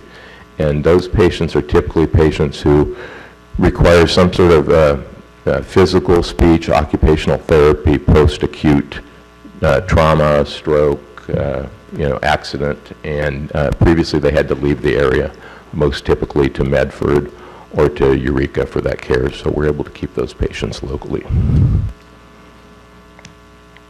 I know there's been some concern about cost transparency and pricing, and I did want to just reiterate, I know we had shared, if we could have the next slide, we had shared this in a letter to community leaders in the past, but we do have a tool, and in addition we have a OSHPAD website, which is the state website that posts the charge masters for all the hospitals in the state. But we put these numbers on our website. Patients can call here and speak to a financial counselor who will walk through whatever procedure. It's not quite as simple as, say, Uber, where you can say, I want to go from here to here, and it's going to cost you $28, because just about every procedure has all sorts of variables that drive the cost. So rather than post those in what would really be a book, we have patients talk directly to counselors. For more than a decade, Center Coast Hospital and all of Center Coast Health affiliates have made their charges for the most common procedures publicly available on the state website and to any member of the public who actually requests that information. If we could have the next slide there. For many years, we've included a notice to every patient in their admission, conditions of admission forms that physicians are independent from the hospital, and they will bill separately, and they may not contract with the same payers that the hospital has contracts with, so they should check that based upon concerns that we've heard in the community, and I truly do appreciate the feedback. We have since posted signage in our ER area advising patients of that as well, so that they know in advance that that could be a situation for them. I do want to mention too that we have an urgent care center in a rural health clinic across the street from the hospital, and I really encourage patients to consider that as a first resource. It is much less costly than coming into a hospital emergency department, and frankly, if we could get more patients to utilize that service, it will really, I think, improve the care and the speed through which we're able to get other patients with more critical needs through the emergency department. We're also currently in discussions with county mental health to look at possibly placing a crisis stabilization unit on the hospital campus so that when we have patients who have acute medical needs, we may, and do not have medical needs, obviously if they have medical needs, we're not going to transfer them out of the emergency department, but if it's strictly a mental issue, we can put them in the crisis stabilization unit and free up those beds for patients who have more critical needs. We could have the next one. Now our top priority truly is consistent quality coverage in our ER. We have heard some criticism in recent months, and some of it valid in fairness, with respect to the contracting decision with MCare. I want you to know that the former provider actually terminated their contract with us because they were asking for a substantial increase in their contract rate, and by substantial, about a 60% increase in terms of what the hospital pays to subsidize their presence there. And we simply didn't feel that that was appropriate or that we could afford that. So we chose MCare based upon our belief that they could provide a more consistent staff to that department. I will also share with you the previous provider. From day to day, we didn't know whether we were going to have an ER physician the next day. They were always scrambling to try to keep that department staffed, and we did not feel comfortable continuing that relationship. MCare is a national company. They have 26 contracts in the state of California, and they contract currently with Mad River, with Providence, and with Curry Medical Clinic. So they have a presence in this area. When I got heard what their charges were and the difference between them and Valley, I did reach out to them. Valley was the previous provider. They have the same charges throughout the area, and it's really based upon kind of the prevailing charges in that area. So their charges to patients in Mad River Hospital in Arcata and in Providence St. Joe's are the same as what they charge patients here. I have shared with them that I continue to have concerns about those charges and the differences between their charges and the prior provider, but I will also share with you we have had much more consistent and, frankly, in my opinion, capable staffing of the emergency department with them. They did also share that they are only contracted with Preferred Medical Claim Solutions, and PMCS is a third-party network, and this is common with many hospital-based providers, as opposed to negotiating contracts with 50 different insurance companies. But they include many of the commercial payers, including United and Aetna. And in addition, they will cover Medicaid partnership, managed Medicare, managed Medicaid, workers' comp, Champas, auto, California Blue Cross and Blue Shield, and then some HMO payers, including United and Aetna. So they include a lot, but yes, there are some that are not covered within their group. They did share with me that in the course of this last year, they had 1,787 calls from Sutter Coast patients with inquiries about either their care or their bills or whatever. They said of those, 35 of the calls out of 1,787 were related to their out-of-network status. So it did not appear and does not appear that that is a significant issue to many, but obviously for those 35 patients, it's an issue.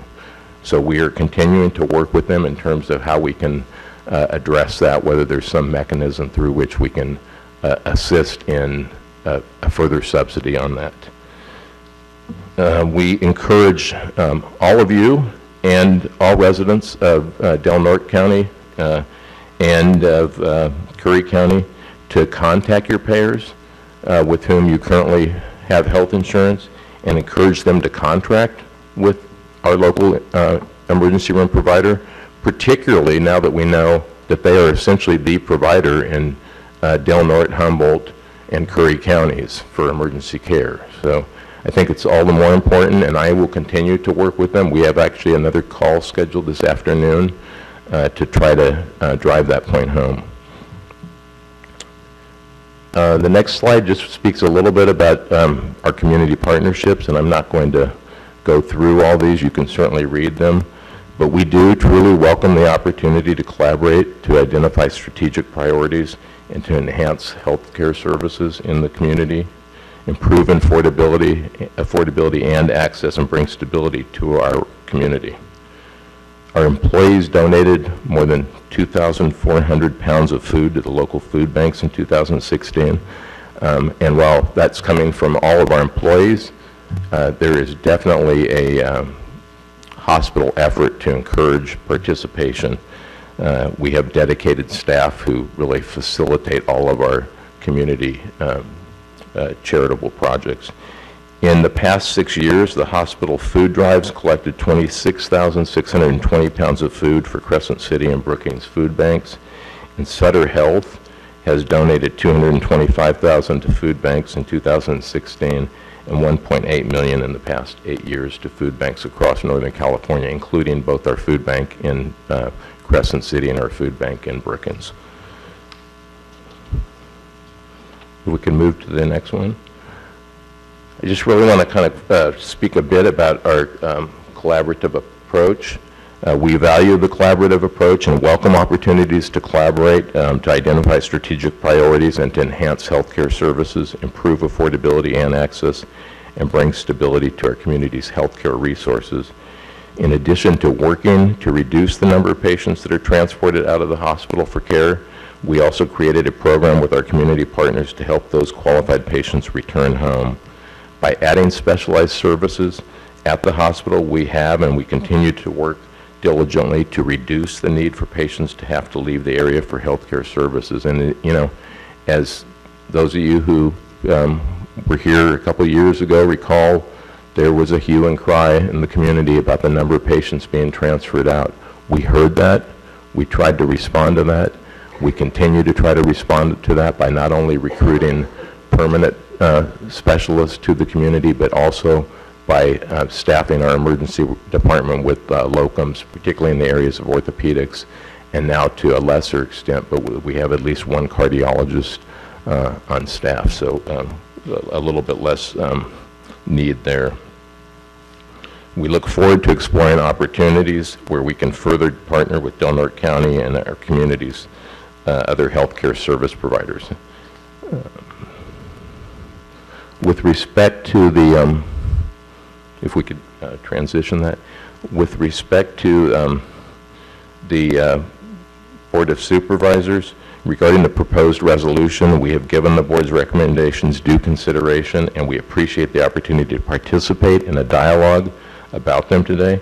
We understand and recognize that the Board of Supervisors, the county, and the City Council are public agencies representing your constituents, and as such, you are subject to the Brown Act and its transparency requirements regarding public meetings and agency activities.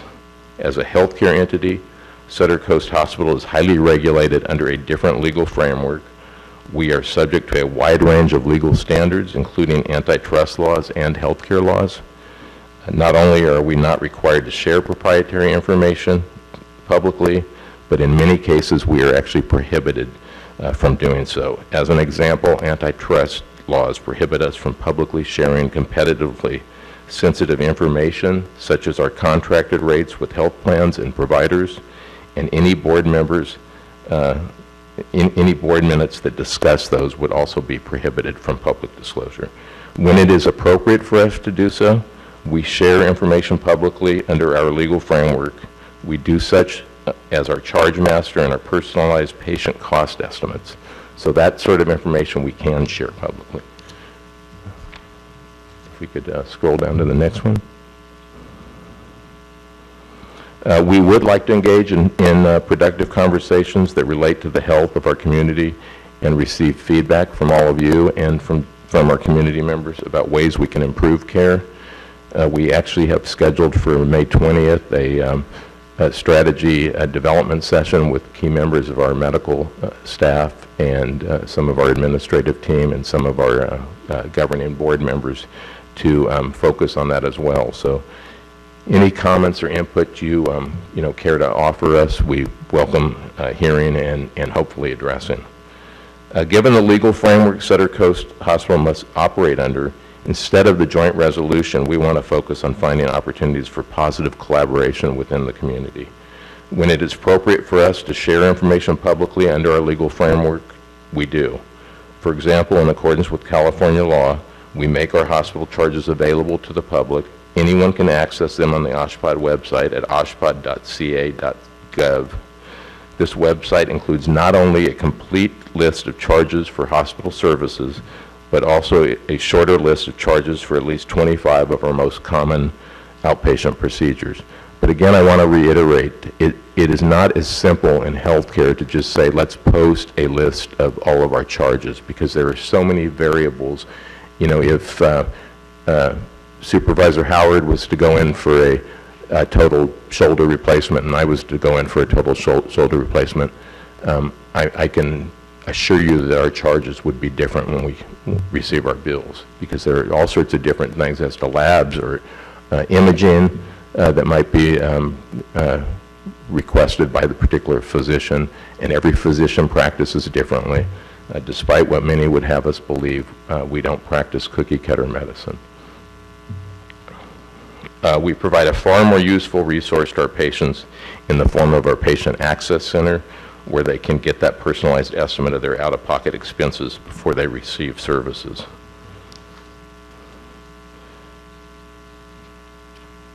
And with that, I would be happy to field any questions that you all might have. Thank you for your presentation, Mitch. Sure. We also appreciate your willingness to come down Sure. and talk to the board. I know this has been a great deal of discussion for us over the last number of years, and having you here to help answer questions from the board and public really helps a more transparent process take place. Thank you as well. I've always felt welcomed here, and I appreciate the opportunity to give you periodic updates. Board, any questions before we open it to public comment? Supervisor Gitlin.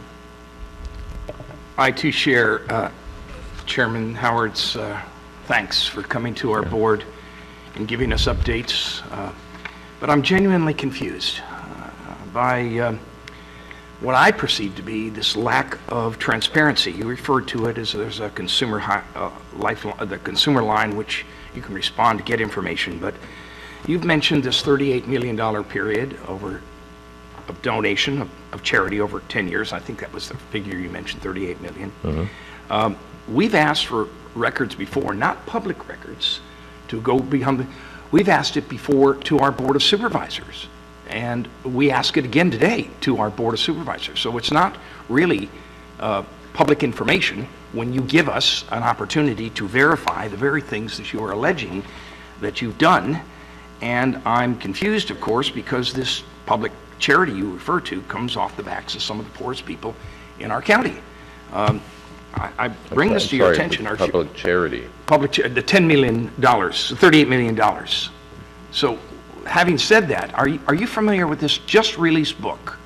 No, it's I'm called not. An American Sickness. It's just released.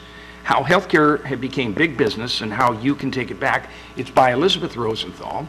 She's a medical doctor, and she's also a New York Times writer. She just took over as editor of the Kaiser Health News.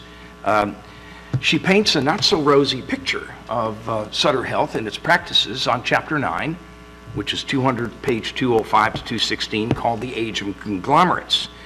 I'm quoting, in 2009, Sutter ended its role of supporting locally owned hospitals and embarked on a statewide merger called regionalization. You're all too familiar with that word. The public may not be, but the plan was to transfer ownership from affiliate hospitals like yours, Sutter Coast, which was the sole provider for literally hundreds of miles, to Sutter-controlled regional conglomerates and corporations in the North Bay.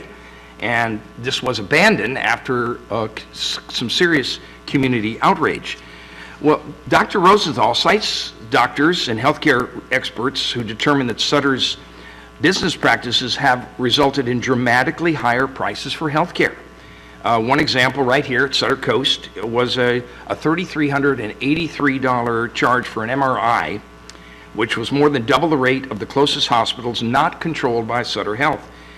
How can anyone not think that Sutter is engaging in what I would have to term as price gouging when you see this kind of egregious offense? So What is the board to think? What is our board to think? The fact is that Sutter Health hospitals represent 7 of the most expensive 10 hospitals in the state of California. And again, in a community which it serves, arguably, Delaware County is one of the poorest counties in the state, if not the poorest. In this book, which I'd be happy to loan you if you wish, and here it I is, could probably and swing to it. read the pages identified, come back to this board and tell us if these facts are salacious, they're incorrect, or they're, because this is a national book. This has gone national Well, now. Supervisor, So let me finish my point, and then I'll defer to you, sir.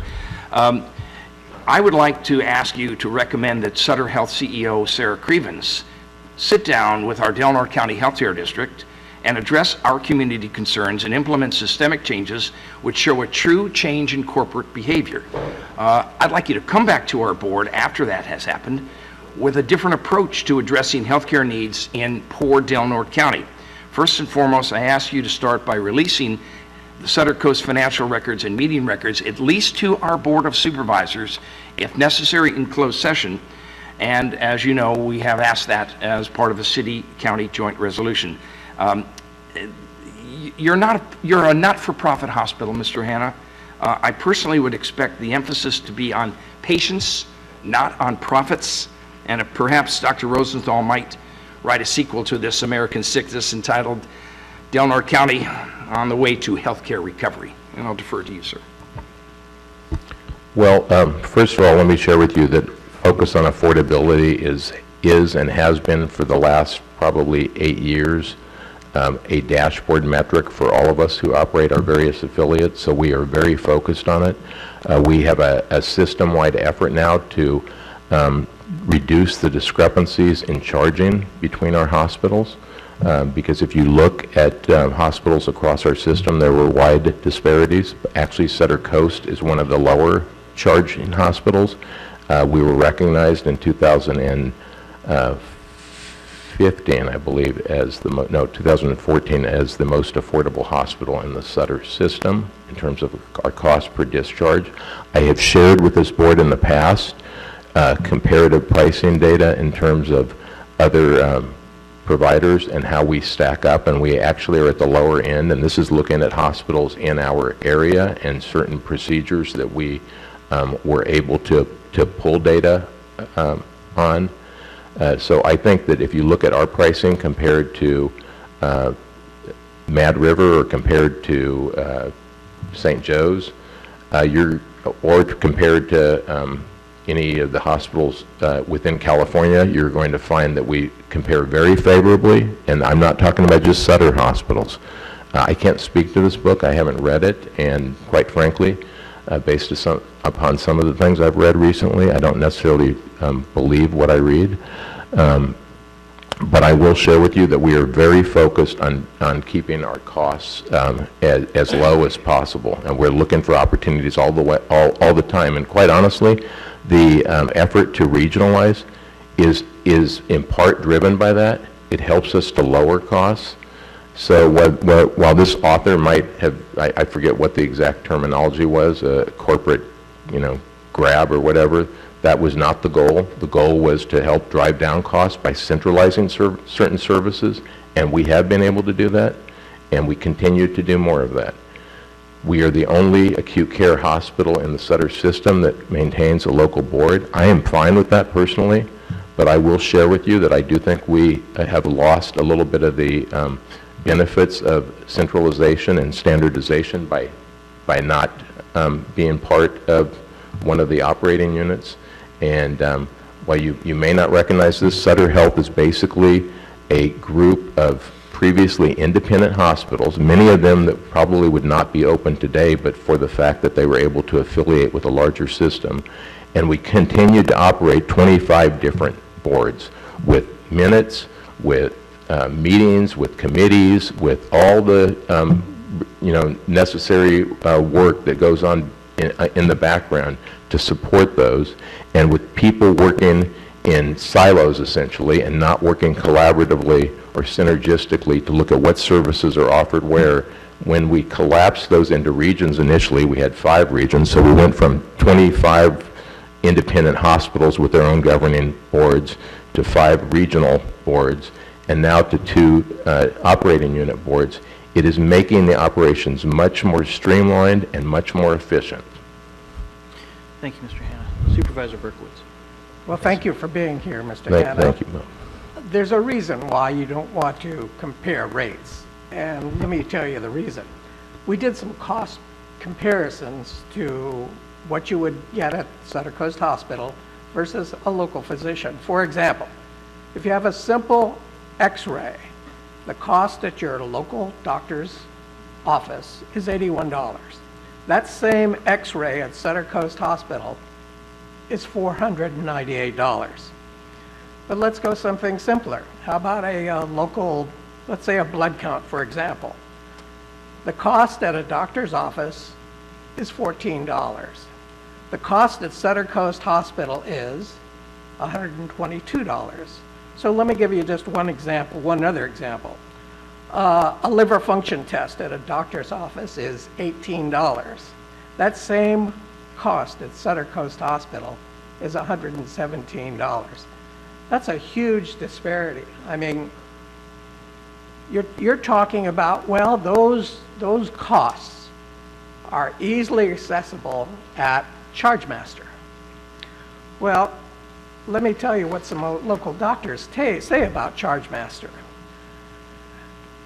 The ChargeMaster doesn't make it easy for the average consumer to determine how much they're going to be charged for a procedure. This is from a doctor. That's correct. I would agree with that doctor. Right. Whoever said that. Okay. And let's talk about the charges on ChargeMaster. Here's what you said. Hannah noted that the rates included in ChargeMaster lists can be quite high, but that's the starting point for negotiating with payers. Correct. Think about this. And that's exactly why we don't like posting. We would much rather have patients call in and speak directly to. Think about this. You've got a patient who's sick, all right, who's not really in the mood to negotiate, all right, but you say that patient can negotiate. I don't think they're going to be doing that. All I'm asking, and I think all this board is asking, is to do the same thing that you would do if you walked into a supermarket. Sutter Coast makes it so that there's no prices on anything you buy. That quart of milk, no price. That can of beans, no price. Only when you've paid for, or excuse me, only when you get your bill at Sutter Coast Hospital, that's when you have your heart attack. Because you find out what those prices really are. Mr. Hanna, I think what we've got here is a situation where you say there's so much disparity that you can't post those prices in the lobby. I'm saying you can even give us a range from this price to this price, depending upon what the situation is. At least give us the prices that the physicians are going to charge. Because what you're saying here is we have it posted saying your plan or your physician may not be covered by these. Well, how can we estimate what these costs are going to be unless we have those kinds of charges too? People are going bankrupt because they can't afford their medical care. They think it's going to cost one thing because they've compared it with their doctor at a local clinic. And now all of a sudden at Sutter Coast Hospital, they are amazed. We can't afford that kind of medical care here in Del Norte County. You need to post your charges or at least something close. ChargeMaster just doesn't do it. Well, I would agree with you that ChargeMaster does not do it, and I think that's why we are so focused on the personal financial counselors to have a conversation with the patient, because they're able to elicit more information in terms of what the specific procedure is, whether there are any nuances or variables, and give them a range, and that's exactly what they do. I actually had my assistant call in a couple of days ago to those numbers and secure pricing on different procedures, and that was precisely, and I asked her, I said, what was the experience like? And they kind of walk you through and ask you questions. There's a danger, and if you look, Supervisor Berkowitz, is very infrequent, if ever, do you see hospitals posting that kind of information in you know, their waiting areas or whatever, because it is so difficult to really interpret or to understand what procedure you're actually having and what variables there might be associated with that. So we do continue to work on driving down those costs, but in terms of posting in the hospital somewhere all of our charges, I think it would be very impractical, and I actually think it could be dangerous for not employees, patients who would look at that and perhaps base a decision on that without having a conversation with somebody. With respect to your earlier comment about the difference in charges, I am the first to acknowledge, and I would please invite you to look at other communities as well. Hospital charges for particularly outpatient services that can be purchased elsewhere are going to be higher. And that's for a couple of reasons. It's because we're a 24/7 operation. It's because for the most part we take all payers. So we, in general, hospitals tend to mark up their charges to reflect the fact that on many of those patients they're not going to be paid something that covers their costs. So there are drivers to that. If you go to our imaging center in Brookings, for instance, you will find charges that are actually less than our, I hate to use the term competitor, but the other provider in that area.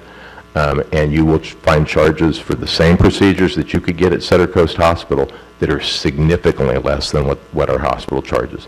And that was one of the reasons why we put that imaging center in, was to actually provide a venue for people in the community to receive those diagnostic services at a lower cost.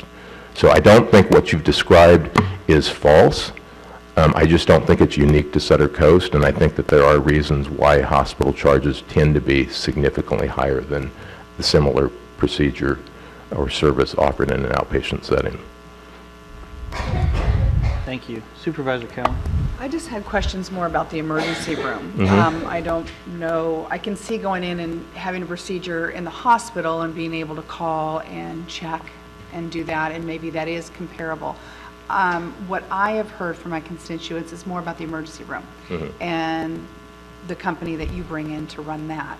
How can we, and you know personally, we've had this conversation that I have a huge bill from it.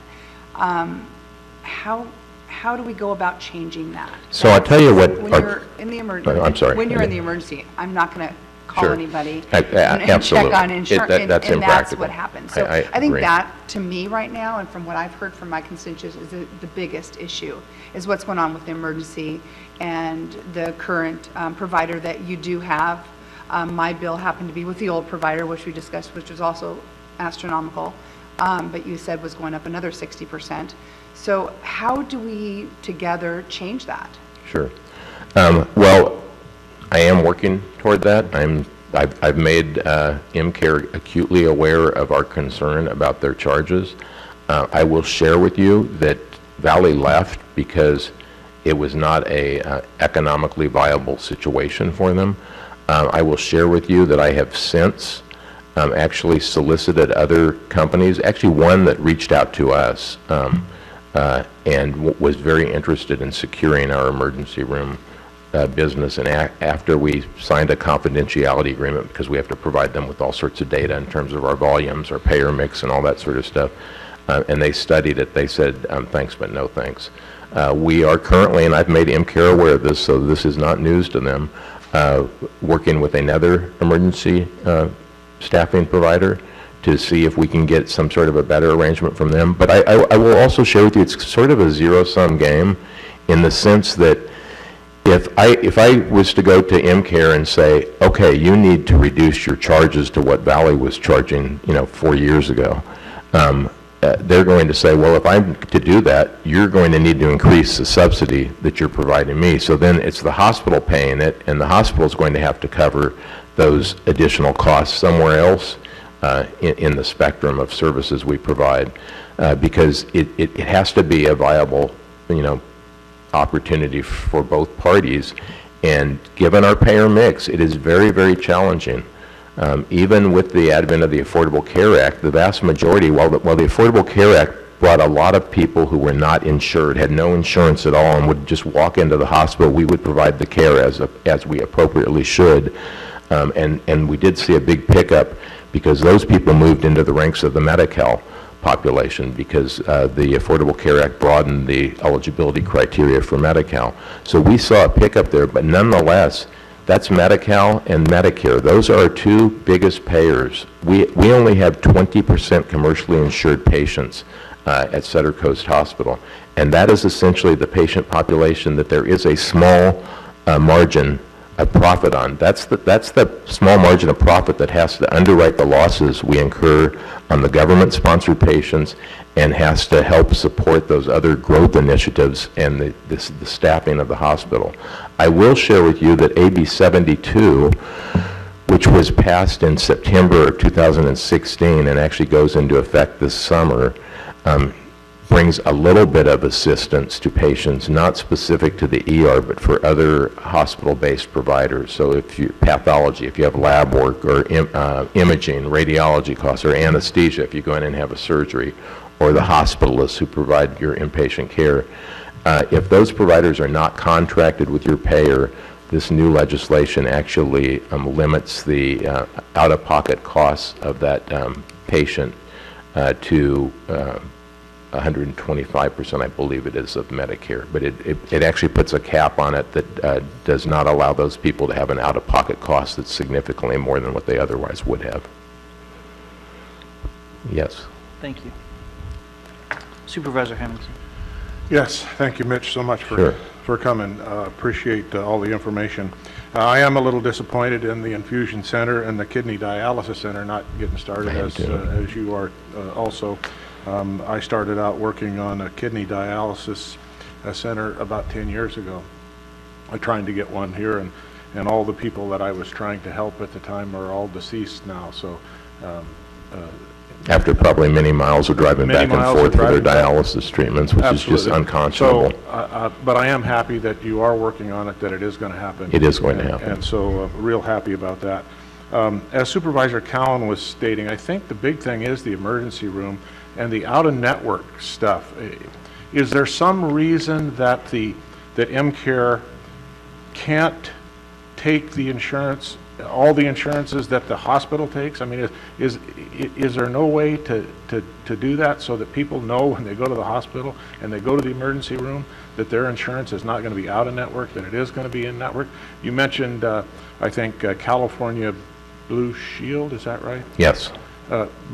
And I think that's different than Anthem Blue Cross. I know Anthem Blue Cross is pretty big in this county. Do they not take Anthem Blue Cross? Do you know? I do not believe Anthem was in that list that they had sent to me. But again, we put language in our hospital-based physician contracts that says you will engage in good faith negotiations with the payers that we contract with, but we can't tell them that you must contract with this payer, because then it appears as if it's a quid pro quo. We're giving them an exclusivity in our hospital for them agreeing to take these rates. But we strongly encourage them.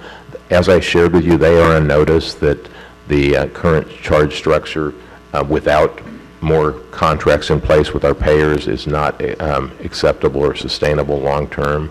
So we are trying to engage them and encourage them to, and they actually have shared with me, and by the way, I did actually have them send me their because they have contracts in Oregon too, their charge rates in Oregon, and they're considerably less across the state, same sort of thing, where they pretty much charge the same in the state, but it's considerably less than California.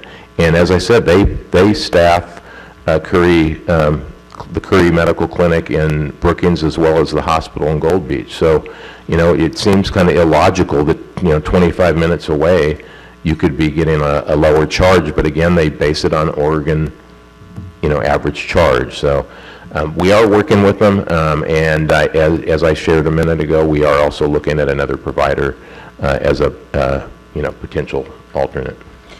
Just a couple more things. I know we've drug this out for quite a while, and I appreciate you taking all the time to do this.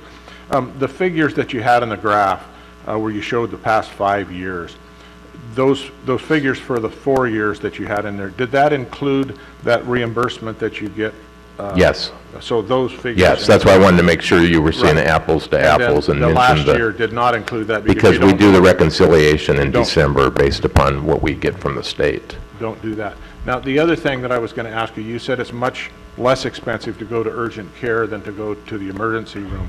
If somebody comes to the emergency room, do they suggest We can't. that they go This is, to when I was alluding to some of the regulations that we have in healthcare, that's deemed a violation of EMTALA, the Emergency Medical Transfer and Active Labor Act, if a patient comes to the emergency room, even if we have a sign posted there. Now, my hope is, and I'm running this by legal right now, is that electronic billboard, for which I've taken so much heat in the community for doing something that I actually thought was going to be good for our community, that we can post on there, you know, urgent care available, you know, such, and even maybe post the wait times so that people are encouraged to go there. But if we post it in the ER, it's deemed to be a violation of EMTALA. We would love nothing more than for patients to get their care in the most appropriate and cost-effective setting for them. But the government states or believes that we are discouraging patients from using our ER if we provide them with alternatives. Okay. All right, that's about it for me. I would like to see that the cost estimates, you know, that are compared to other hospitals, you know, like operating room charges per minute or hour or whatever they are. Is there some place that we can get that information? Is that information provided? Well, we can aggregate that information off of the OSHPD website, but it's going to be California specific. So we can pull, like, based upon CPT codes, certain procedures and look at what we charge versus Arcata versus Providence St. Joe's. And as I shared with you, I think it was at the last time I spoke here, those will vary, and at the time I think Providence St. Joe's had the highest. But in fairness to them, they probably offer a lot of more kind of tertiary level services that are more costly to provide. I know they have a cath lab, and so, you know, there are reasons for some of the differences, but certainly we can take a look at that and see, you know, how they stack up versus the other hospitals in the area. Unfortunately, we don't have a lot to compare to, but you know, I'm happy to, you know, if you all give me a few hospitals that you'd like to compare, I would be happy to have our finance folks go in and do the research. We cannot personally, you know, contact those hospitals and say, what are these charges because of the antitrust laws? So what we need to use is the publicly disclosed data. Okay, great. Thank you. Appreciate it, Mitch.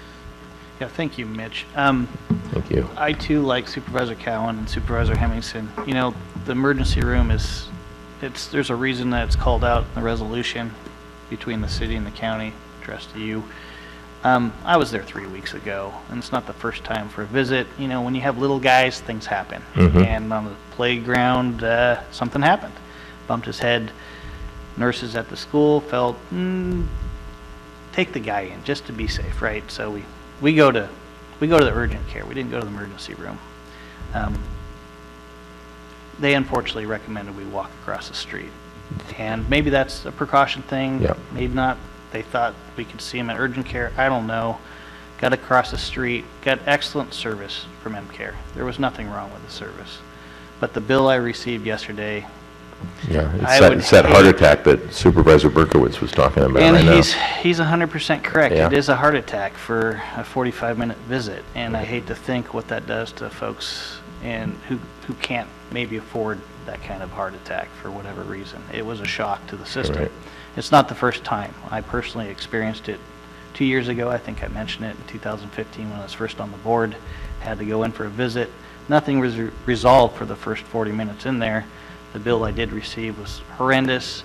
Fortunately, you had staff around the corner behind the hospital that were able to resolve the issues that I have experienced, but the difference was so significant. Yep. And we spent the next 6 months really arguing.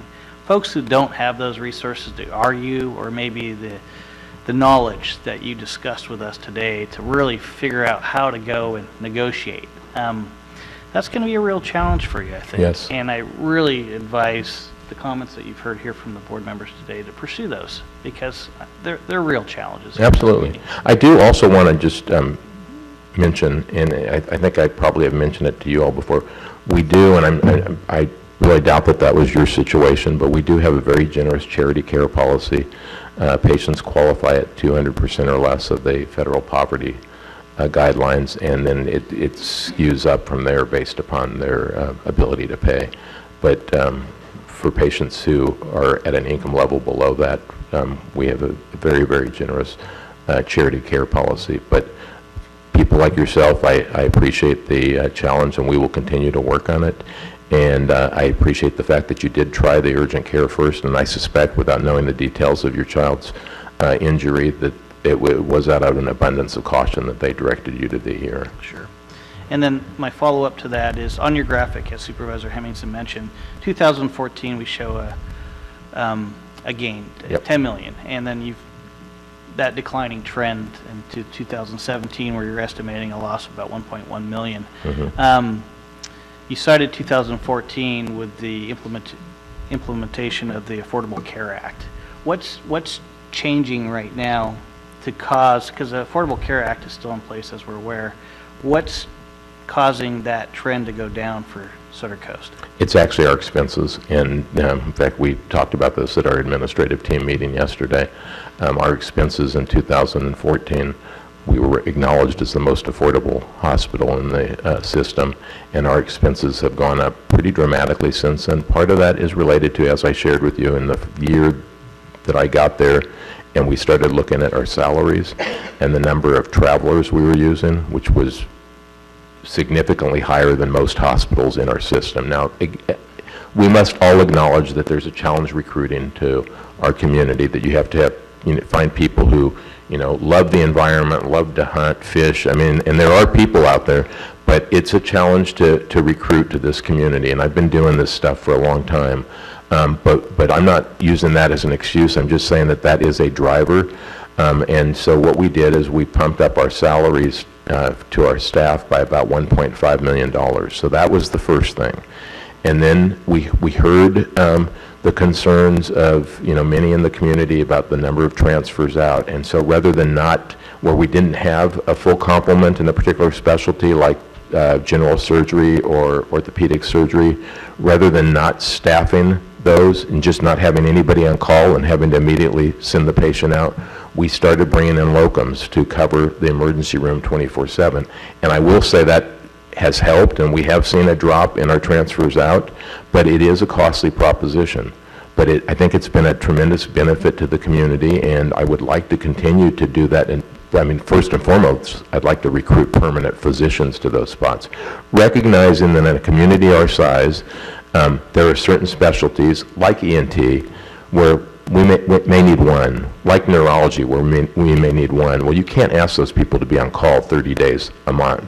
And I'm not going to bring in specialists in those specialties that don't really have that much activity going on in the ER. People aren't coming in with those needs on as frequent of a basis as, for instance, general surgery or orthopedic surgery. But nonetheless, there's a cost associated with doing that staffing. Epic was about a $20 million investment. That's not all hardware. That includes all of the staff training, all the staff time, and the ongoing staff that we have deployed to assist not only physicians, but assist our own staff in working with the electronic records. So those have all been contributing factors. But again, we had a very frank, I think, conversation yesterday in our administrative team about the need to get our costs back down so that we can start to see a little bit of a margin and continue to invest in this community. Very good. Mitch, at this time, I'd like to open it up for public comment. The board may wish to bring you back for some additional questions after that public comment period. Are you willing to stick around Sure, for a of few course. minutes? Thank you. Okay, at this time, let's open it up for public comment on the presentation from Sutter Coast. Please keep your comments to 3 minutes or less if we can. Thank you. Hello, my name's Greg Duncan. Time doesn't permit me to answer every statement in Mr. Hanna's message today, but I would welcome the opportunity for a public back and forth with Mr. Hanna and any of his other Sutter Health executives or attorneys or lobbyists or consultants. And I completely understand Mr. Hanna's motivation to promote the interests of Sutter Health. He and his fellow executives have a lot at stake. Numerous Sutter Health executives are paid more than $1 million in annual salaries, not including fringe benefits. Sutter Health is classified as a nonprofit, but it's a fact for its executives. Sutter Health is extremely profitable. Sutter Health executives, such as Mr. Hanna, are motivated to continue the status quo. That's what we heard today. But I was elected to protect the interests of the community. I'm not here to protect the status quo at Sutter Health. I take no money from Sutter Health. And in fact, in my duties as hospital chief of surgery and former chief of staff, I've turned down thousands of dollars in compensation from Sutter Health. I have three brief messages. First, there is a national crisis in healthcare affordability, and unfortunately our community exemplifies the problem. The high charges are harming everyone, from large and small businesses to the working poor. And Sutter Health is a nationally recognized leader in high-priced healthcare. Second, Sutter Health executives have made numerous false statements to this community. I'd love to see you get those board meeting minutes. Because when I was on the board, there was quite a lot in there I think you would find interesting, but they operate in secrecy. They've refused to honor multiple record requests from city and county elected officials. So let's remember the history when we evaluate the slideshow. And third, any charitable funds that Sutter spreads around this community came from patients, like my patients, many of whom have been making monthly payments to Sutter Coast Hospital for years. Since being invited here, Sutter Health has transferred over $50 million from this community to the Sutter Health Treasury. Lastly, I really appreciate the help from the City Council and the Board of Supervisors in addressing this crisis. The people are looking for leadership, and I really appreciate your help, and I look forward to future collaboration on this important topic. Thank you very much. Thank you.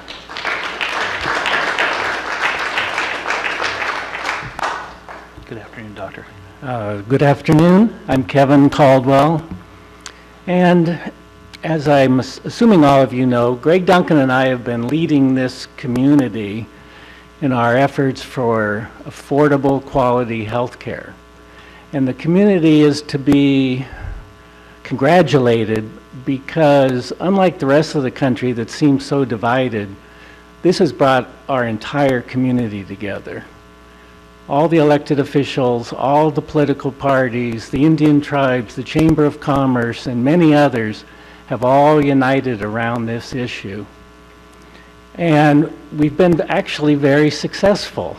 If it wasn't for this huge community effort, we would not have a locally owned and operated hospital anymore.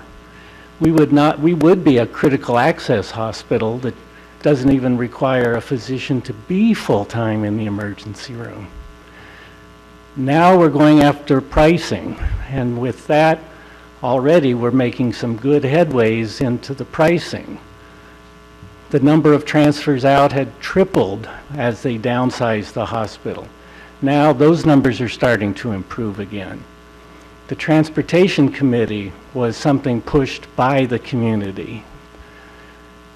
So we are to be congratulated that we have done so much, but like the book that Supervisor Gitlin showed, it shows this is not a local problem. This is a national problem. It's killing healthcare, and it's killing this community. And it corroborates that what the community is doing here is not a witch hunt. These are real issues, and the community locally has reversed many of them. Now, I'm not sure we can solve the nation's problems, but I'm pretty sure we can solve Del Norte's problems. So I think it's essential that we keep up this pressure and keep pushing on all these issues to help our fellow Del Norters. Thanks. Thank you, Doctor. Public comment. Please approach the dais. I did not come prepared to speak. My name is Maria White. I am a citizen of Crescent City. But today, listening to everybody and listening to Mr. Hanna and Dr. Duncan and Dr. Caldwell, I have to ask, no, I have to bring this to everybody's attention. The very essence of this problem that we have, I feel, started when Sutter Health first became a corporation. What was it about that corporation that made it necessary for them to make sure that there were all of these secret signages of I can't remember what the name of it is, where you can't repeat anything that you've heard, anything that you've said, whatever. No, we don't expect them to speak about patients. But transparency, when somebody claims to be a nonprofit, should be understood.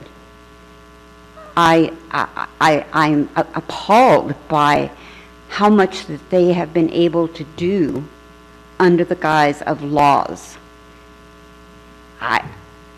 Nonprofit does not equal what's going on with Sutter Health and what they've done to our community, as well as many other small county communities in the past. I don't know all of the details, but I know there have been other hospitals in small communities that have been totally have reached their demise because of Sutter Health. So my comment is that we need to go deeper and find out, or at least let the public know that the origin of all of this is much deeper than we're allowed to see. It started when Sutter Health Corporation began. Let's put this in here. Let's have this act that says we cannot say something, or let's have this by law, let's write it in there that we can't let any information out. If we do everything in secret, we're going to excel in more money. More money.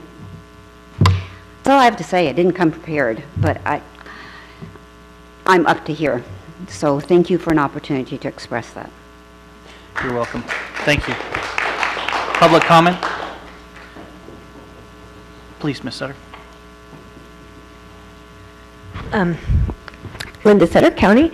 I just would like to reflect on a meeting I attended some time ago where Terry Osra-McCoon, who told me she was a board member of Sutter Coast Hospital board members, she said the reason why we're charged more than everybody else is because 90% of the people that walk into that hospital can't afford to pay, and so people who have insurance are charged more to make up for that for the people that can't pay. So take it for what that's worth. I don't think that's fair. And I sure do hope somebody gets a hold of those minutes so we can look into it. Thank you. Thank you very much. Thanks.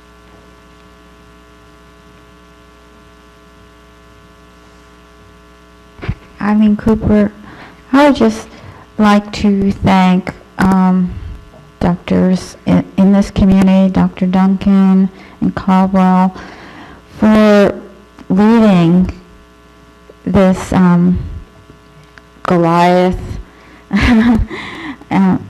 just leading this community and giving us courage and organizing, and what it's an extraordinary thing you've turned about, and remarkable for doctors who I can't imagine how busy you are to take on this task for this community, and I just admire you so much and your bravery. And some things that were mentioned specifically, somehow we are the most affordable hospital.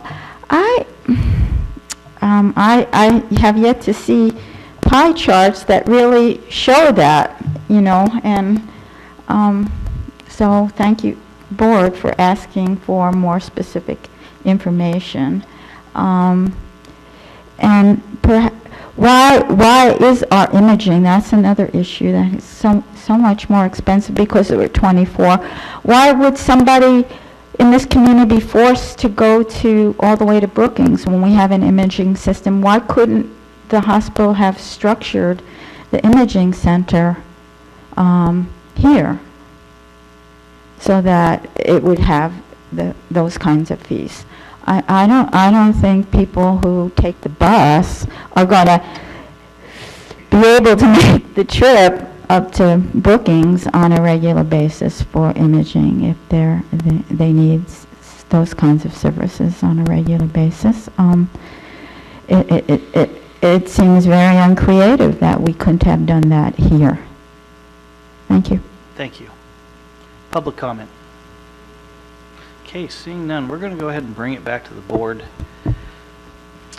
Board, what's your pleasure on how to follow up on public comment or any additional questions for Mr. Hanna? Supervisor Gitlin. Well, I personally would like to invite CEO Hanna back to our board in 90 days after having addressed some of the issues that are presented here this morning. I'd like to see what progress has been made with MCARE and with anything else on that resolution, and how the issue of the emergency room has been mitigated, and what about these unfair charges that 20% are able to afford that maybe the 20% who have that insurance are really paying, and through we're doing the majority of the paying because the 80% can't afford it. So I think these are issues. We brought it forth here. I'd like to see our board invite Mr. Hanna back here in 90 days. Thank you, Supervisor Berkowitz. I think we've heard a lot here, and I'm wondering where we can put reliability. You know, we've heard a lot from Mr. Hanna. We've heard corresponding arguments from Drs. Duncan and Caldwell. And I think we have to realize that one thing is that the charges at Sutter Coast are among the highest of any hospital in the area. There's got to be a way that we can make those charges affordable. We've heard from Chairman Howard how those charges really are outrageous from what we're paying here. And there's no way, I mean, if Chairman Howard had known what those charges are going to be, chances are he might have made the trip to Rogue Valley, or might have made down to St. Joseph's or somewhere else, if he could say, hey, the charges here at Sutter Coast are $20,000 and I can save $10,000 by going over to Rogue Valley. But we don't know that. We can't know that because Sutter Coast won't tell us what those charges are going to be. They won't tell us what the physicians are going to charge us. They won't tell us what the anesthetists are going to charge us. They won't tell us what the ordinary charges of the hospital are going to be. You know, basically they say, trust us. Well, I don't trust them. Not when we have some of those charges that probably Chairman Howard is going to spend a couple of years paying off. That's unconscionable. Because it not only happens to our board, but it happens to all of you. And I think it's about time we got upset and did something about it. So we passed a resolution today. You may want to take a look at that resolution, and then you may want to ask Sutter Coast, can you implement those recommendations in that resolution? Let's tell them they can't do it. Let's ask them why they can't do that. Because this impacts all of you. It won't maybe impact you today or tomorrow, but when you get sick, it's going to impact you. So you're right, Mr. Gitlin is right. We need to ask Mr. Hanna back, maybe 6 months, and see just exactly what he can do about the specifications in the resolution that we passed unanimously today. And that's my recommendation. Thank you, Supervisor. Supervisor Hemmingson. Yeah, I have no issue. I do hope we invite Mr. Hanna back. I appreciate all of his information, but unlike Supervisor Gitlin, I don't think it should be 90 days, and Supervisor Berkowitz, thinks it should be 6 months. Why not 60 days? Are these unanswerable questions? Come back as soon as you can. I would leave an open invitation for you to come back whenever you can answer the questions that have been thrown out there. Supervisor Cowan. And I think my curiosity isn't so much, they keep talking about seeing the prices. I think I'm more geared to how are we going to get those prices down? The prices are there and they're all over the place. Because like in my case, walking in, I'm not looking at them in the emergency room. I want to come up with solutions on how Sutter is going to work with our community to bring them into where it's affordable for us, where it's comparable. Are the 20% of us paying for the other 80%? Kind of curious how we relate to other hospitals in that aspect. Like comparing apples to other areas that are a lot like us in our differences. Does that make sense?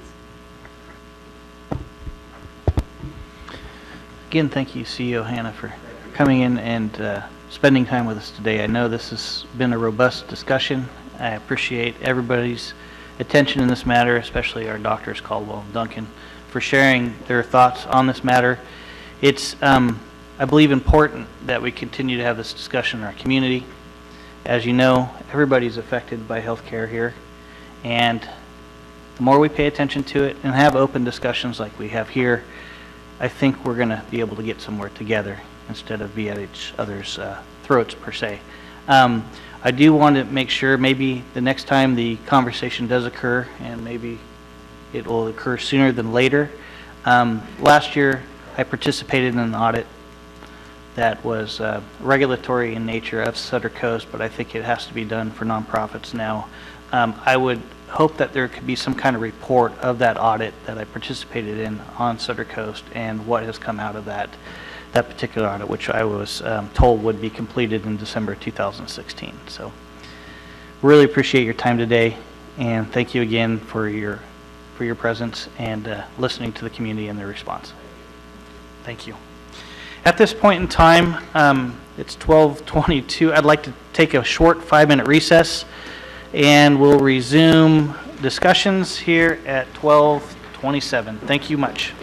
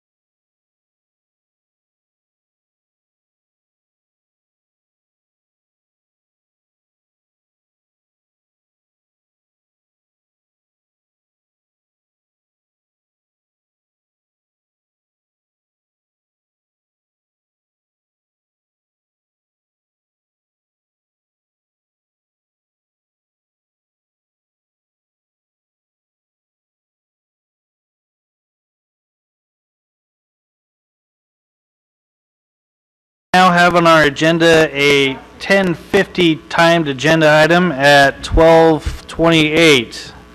And that 10:50 timed agenda item is to receive and update and discuss the potential impacts of the Klamath River fishing closures presented from Mike Koopman, Klamath Fishing Guide, and take possible action and direct staff as necessary. Mr. Koopman, please approach the dais.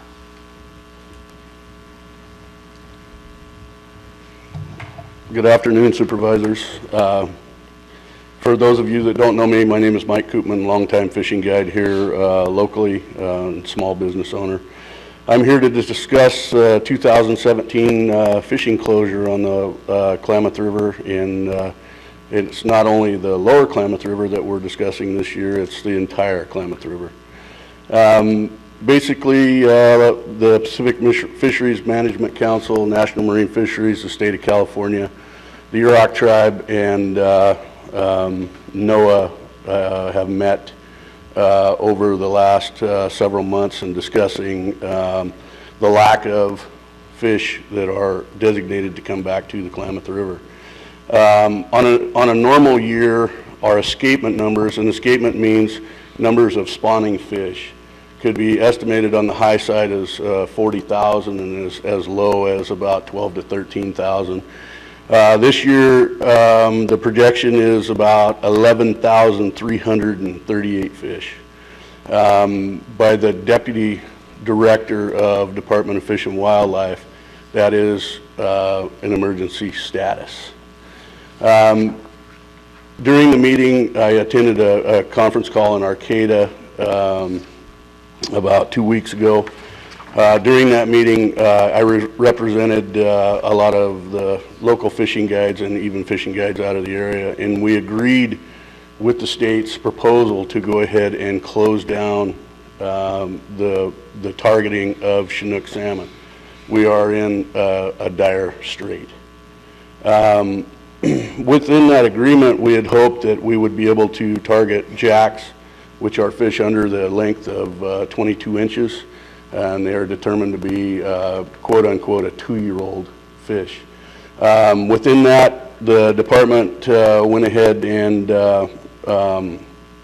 assigned to the commission to make a decision that they would like to include jacks into the closure. So that puts a full closure on targeting salmon after the date of August 15th. In 2016, we had a small quota. It allowed us to fish, but we did have a small quota. Due to a mistake by the Department of Fish and Game, a fishery located and also called the Spit Fishery, which I'm not sure if all of you are aware of, but the Spit Fishery took up, normally gets 15% of the annual lower Klamath quota. Due to a mistake by the Department of Fish and Wildlife, they were able to harvest the whole quota. Last year, legal fish caught above the 101 bridge, and these are true and actual stats, were 11. So we were able to go ahead and catch and release after this period, but we coherently didn't get any of the quota that was designated for our area. In 2016, Congress declared the salmon fishery on the Klamath as a disaster, and the Yurok tribe received funding from that, and as an entity of this, none of the guides, trailer parks, anything saw any of that relief. I am here today to ask you guys to help us not be left out. I have some comparisons in economics. In 2015, we suffered a closure at Blue Creek, in which Supervisor Howard and Hemmingson and I worked on fairly closely. Supervisor Gitlin was involved in this. But we did an economic analysis of that, and we only used 3 multipliers. We did lost guide wages, food, lodging, and fuel. And this come up to several $100,000 that was going to be lost in our county. This closure today is going to extend a much greater a loss. This closure takes place August 15th and remains in place until December 31st. And generally speaking, we would fish down there as guides and then also as local fishermen and people that come out of the area until late October, early November, depending on when our local rains start to come and we move up to the Smith River. The people affected by this will be our fishing guides, motels, restaurants, gas stations, tackle shops, the tribe and their entities. It extends so much further than even what I can say here today. Recently, I've spoken with Don Driscoll, Congressman Huffman's senior aide from his office in Eureka. He said that Congressman Huffman is currently working hard to try to get a state of emergency passed through Congress. He was not very hopeful that our current administration would be backing this. He said my best option would be to work with local government to bring attention to Assemblyman Wood and Senator McGuire to get Governor Brown to declare a state of emergency for our county and potentially have our county work with neighboring counties to get this done. This doesn't just happen in Del Norte. This happens in Humboldt and Siskiyou and also Trinity on the other side. The Trinity River is also included in this. And in the early 2000s, when the Sacramento River suffered an emergency salmon closure such as this one, the National Marine Fisheries, NOAA, the PFMC, and the state all got together and helped and paid the entities for the loss due to the closure, and it was very prompt and it was very seamless. We seem to have been forgotten in this. In closing, I would like to state that the people that are suffering from this true state of emergency are not people that are looking for handouts. We truly would rather have our boats full, our motel rooms reserved, our restaurant tables full, and our gas pumps running. Our hopes are that the Board of Supervisors will stand behind the hardworking members of our community and help lobby for assistance through this dire time. I've spoken about the Klamath River, but there are many more entities that will be affected outside of the Klamath River. The full closure of the commercial and sport fleets out of Crescent City on the Pacific Ocean are also going to be affected by this emergency. You guys, this is a true state of emergency for our county, and I would like to hope that you guys would lobby to help us be whole again. And I would like to answer any questions you may have. Very good. Supervisor Gitlin. Seems I'm always going first. Well, Mike, are you telling me you're out of business for 4.5 months starting August 31st? Is that what you're telling me? Your business is going to be out of business? Absolutely. My business right now, Supervisor Gitlin, will be from July 15th through August 15th, and then I will not be working. You're out of business, and during this time frame that you're talking about, a total of 11, so it's not being overfished. 11 fish were caught and removed, so it's not being overfished. So what is it? Is it the ick disease? What's going on with this low census? What can you tell us about? Well, there's definitely different cycles. I believe, my personal belief is that there's the estimations of fish can be gradually wrong on both ways, on both sides. There could be more, there could be less. In previous years, I think that there was an overestimation by the bodies that I've stated before, and we fished it too hard. And there's also ocean conditions that come involved in this. If the salmon don't have the proper feed, the proper water temperatures, they don't return. And as my grandfather said, a longtime fishing guide, everything works in cycles. So again, my comment is the economic impact on not just your industry, but our economy is profound. Lost guide wages, of course, that's local, that's you. Food, lodging, fuel losses, tourism, people not coming here. And if we're going to work in cycles, what's going to change the dynamic in the next salmon season? Well, I think the fact that we seem to be on board not only with the environmental groups, but also the powers that be to reinstate the fact that we are willing to step aside and allow a non-fishing pressure to allow these 11,338 fish to get up the river and do some spawning so that we can make a multiplier so that these fish are coming back in great numbers again. Supervisor Berkowitz. Well, Mike, we know how hard this is on you, and I know personally, all right, how hard it is on you. Mm-hmm. Last week, I was in Sacramento. I brought this very subject up to the Chief of Staff for Mike McGuire. Not only is the salmon season in dire straits, and you're in dire straits because of it, but also we have the crab season, all right? And those 2,500% increase in lending fees, all right, are killing people. Mm-hmm. I mean, this is a disaster for the entire fishing industry. So we talked to Senator McGuire, we talked to Assemblyman Wood, basically in Sacramento, and I think all of us here on the board really need to do it as an individual effort to get down there to our representatives so that they can hear the message long, hard, and loud that we need to be proactive in saving our fishing friends, all right, and the people who are directly involved in the industry.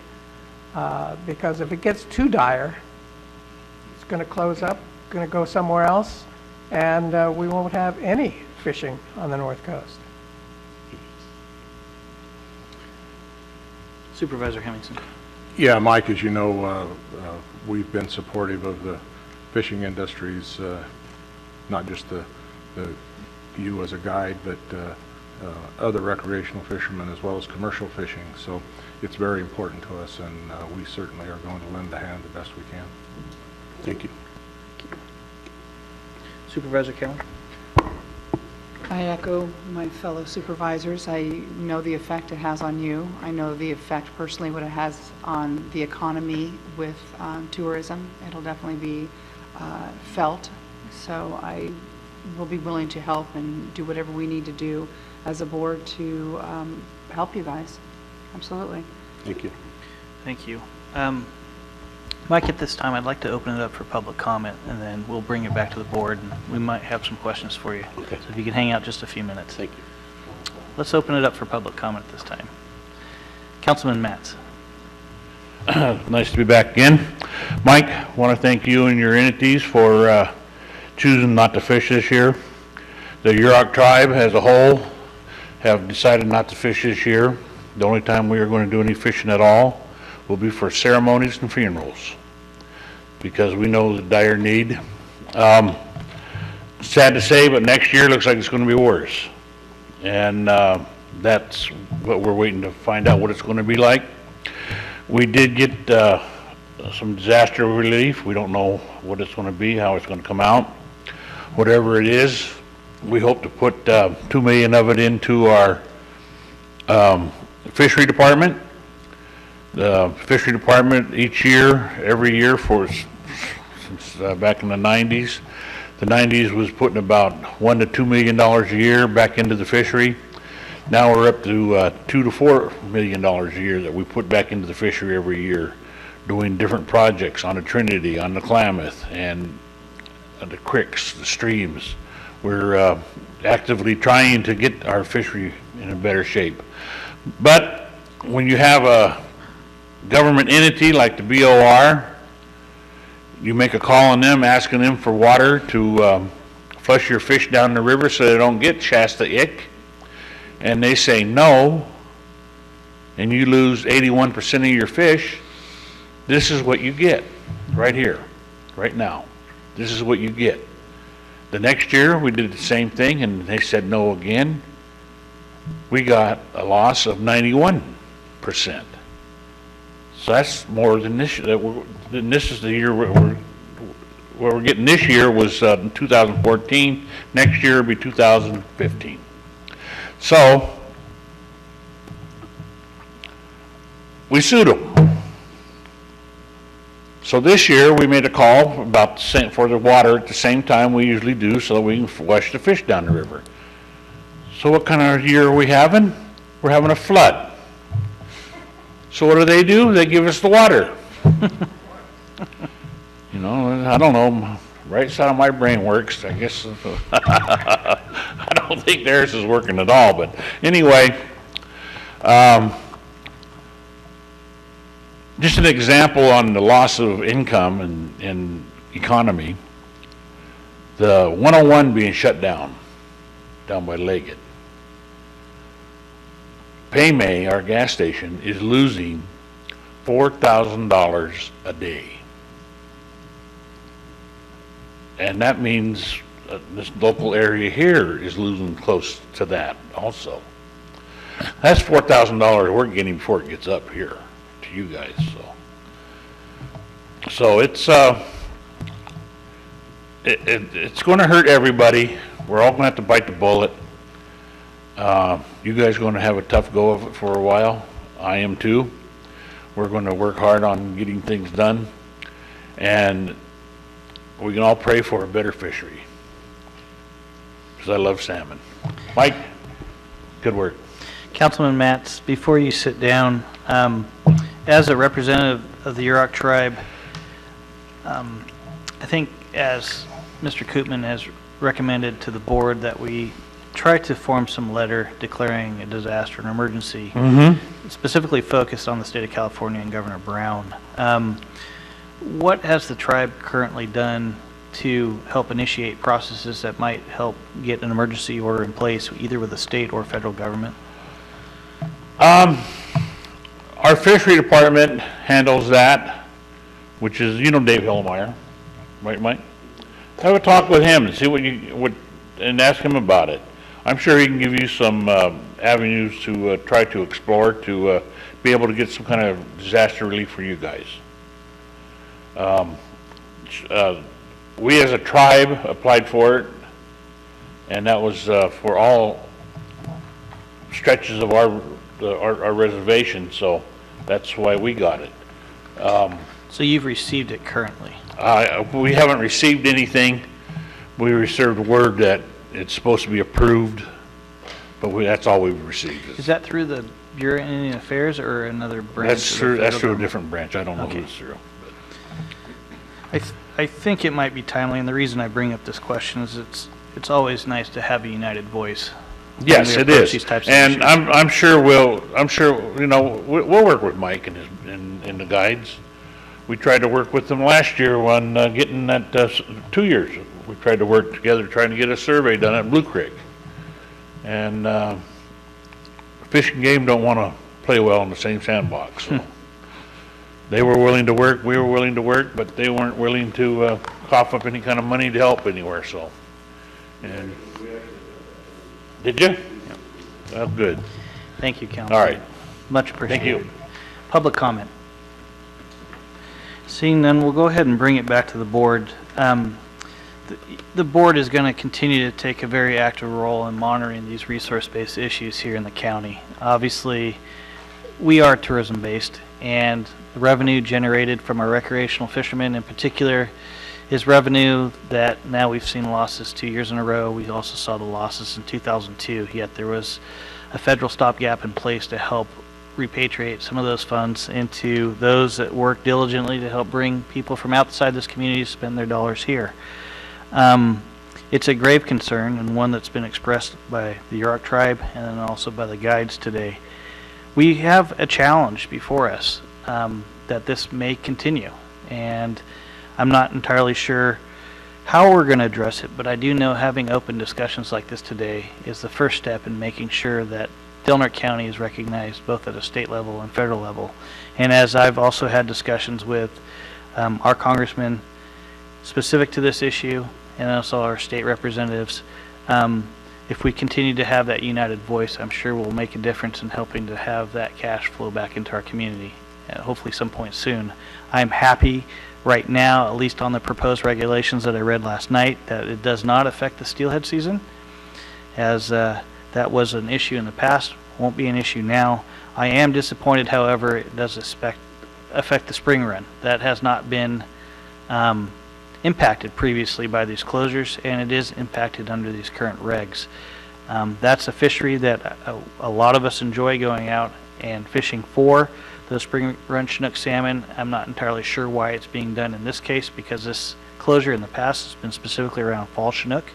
But maybe that's a conversation that we could have sooner than later with the Fish and Game Commission and also the Department of Fish and Wildlife. Mr. Koopman, please, if you could add any of this logic to the discussion, that would be great. Just to point of clarification, I guess, is that the effect on the spring run Chinook will be on the upper Klamath River only. Okay. Just to clarify that. Oh, I appreciate it. Thank you. All right. It's been suggested by Mr. Koopman that we maybe direct staff to take some action towards an emergency letter, potentially to the Governor Brown. What is the will of the board? I think that's a great idea. Absolutely. And now, is there a reason that you don't want to send a federal letter, or do you think it's pointless at this point, Mr. Koopman? I mean, I think letters should go out to state and federal. The latter, maybe, you've not experienced good success on, but why not? No, I agree with you 100%. Why not? You know, when speaking with Huffman's representatives, Congressman Huffman's representatives, they are well aware. They are well aware of what's going on, and they are actively working with Congress. I think it would be duly noted that if, to give it somewhat of a, excuse me, but a swift kick, that the Board of Supervisors wrote that letter, in my mind, would be wonderful. So, Mr. Koopman, are you suggesting this letter be sent to the Department of the Interior, or is there a specific individual you think at the national level you'd like to tell us who that person or entity is, so direct that? Supervisor Gitlin, I don't have that name. Okay. I don't know that direction. Okay. And that's what I would hopefully refer to you guys. Thank you. Supervisor Berkowitz. Yes, I'd also like to see if we can send a letter to the PFMC. That would be very important. Would it be good enough to copy them on our... Sure. Okay. Supervisor Hemmingson? Well, I think we're looking for relief at this point. I don't think it would do any good to send a letter to PFMC. They're the ones that just make the decision on closures and management. So I think we're looking for relief, so that would come from Congress or that would come from state legislature. So I would say that we should send a letter to our congressman as well as our state representatives and the governor. Supervisor Cowan? Very good. Then by... Maybe Mr. Koopman has... Sorry, Mr. Koopman. He's got somebody Didn't else see you in jump mind. up there.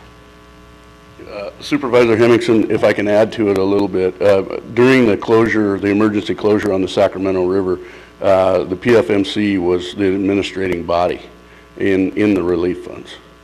So I thought that always went to Pacific States. it was, well, PFMC, I know, was the administrating body in handling who was designated what monies. No? I think it was Pacific States. Was it? Okay. I apologize. Thank you. I don't mind sending a letter to them. That's, I mean, it's absolutely fine, but what we're looking for is relief. Let's just check on it and find out. We'll absolutely clear that up. So then, by consensus, it would be to direct staff, if I'm hearing everybody correctly, not only a letter to Governor Brown seeking relief, but also to our federal government representatives, and we might have to do some research on who that letter is best penned to besides Congressman Huffman, and then any other state body that we might think behooves us, or federal body that behooves us to have this conversation with. Is that clear enough direction? That's clear. I would add that when we go forward asking for disaster relief, we also ask that it not just be for businesses in an SBA loan. That is the tendency of both the state and the feds, is to go to loans to businesses. And I can tell you, for our people, I don't think it's been successful. Right. So my suggestion would be, in that letter, we ask for actual relief. Okay. We'd look to have that letter back before the board, or would we be able to take action and just send it at this point with direction? You can take action by directing me, or you can bring it back. I can work with Mike. I can work with our legislators, as well as our lobbyists. Supervisor Gitlin. Mr. Chairman, Councilmember Matz brought up another issue of having some difficulty in communicating with the folks who control the dam, release of dam water.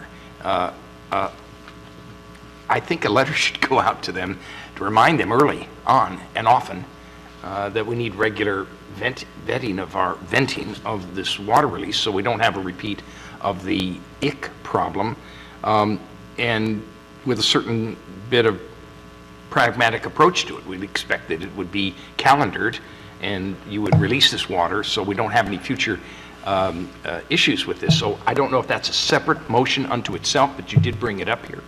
Yes, I did bring it up. Our lawsuit pretty much took care of that. The judge found in favor of us, and that's why when we called for the release, when it was flooding, they went ahead and gave us the water even though we didn't need it. But the lawsuit settled it for not just this year, but for years coming. And anytime we call and ask for the water, they don't know where they're going to get it or whatever, but they're going to give us the water to wash our fingerlings down the river to where they don't get that Shasta Sea. And hopefully after 2020, we don't need any kind of release. No, the dams are going to be gone anyway, and we shouldn't have to worry about our fish anyway. Hopefully. Thank you. So in this case, we'll move to send a letter with urgency to our representative both at the state and federal level without bringing it back to the board. And by consensus, is that okay with the board? Thank you. All right. Thanks for your time, Mr. Koopman and Councilman Matz. Let's move on to item number 23, review and approve fiscal year 17-18 draft budget for the Del Norte County Solid Waste Management Authority as requested by the Director of the Del Norte County Solid Waste Management Authority. Director Ward. Thank you, Chair Howard. Supervisors, I'm Director of the Del Norte Solid Waste Management Authority, which is a joint powers authority of the County of Del Norte and the City of Crescent City. Our responsibilities include the operations of the Del Norte County Transfer Station, the Klamath Transfer Station, the Gasky Transfer Station, and the oversight, maintenance, and repair of the Crescent City landfill. So as a joint powers authority under our bylaws and Second Amended Joint Powers Agreement, we bring our budget to you once a year for your review and comment so that those comments might be heard by our authority board prior to the final adoption of the budget. So before you, you see the proposed budget for fiscal year 17-18. We have a staff report explaining the changes. Generally, the budget is increasing based on the increased revenues that we're seeing at our facilities, as well as the anticipated consumer price index adjustment, which is estimated to be about 2.3% in the coming year. We are paying the recommended minimum payment for our OPEB obligations, which is the biggest change in the budget from year to year. We have additional expenses for professional services associated with information technology services and engineering services associated with preparation for repair of the floor at the Del Norte County Transfer Station and preliminary assessment services for exploring the possibility of developing a transfer station serving the northern part of the county. I'd be happy. Thank you, Director. Questions from the board? Okay. Supervisor Gitlin. Mr. Ward, last year you provided in your budget a circular graph, I didn't see it this year, as to the breakdown of costs. I think of the tipping fees, 90 something dollars went to Hambro's. What I picked up last year is there was an increase in your costs at the Solid Waste Management Authority from 14 to 16%. That was last year.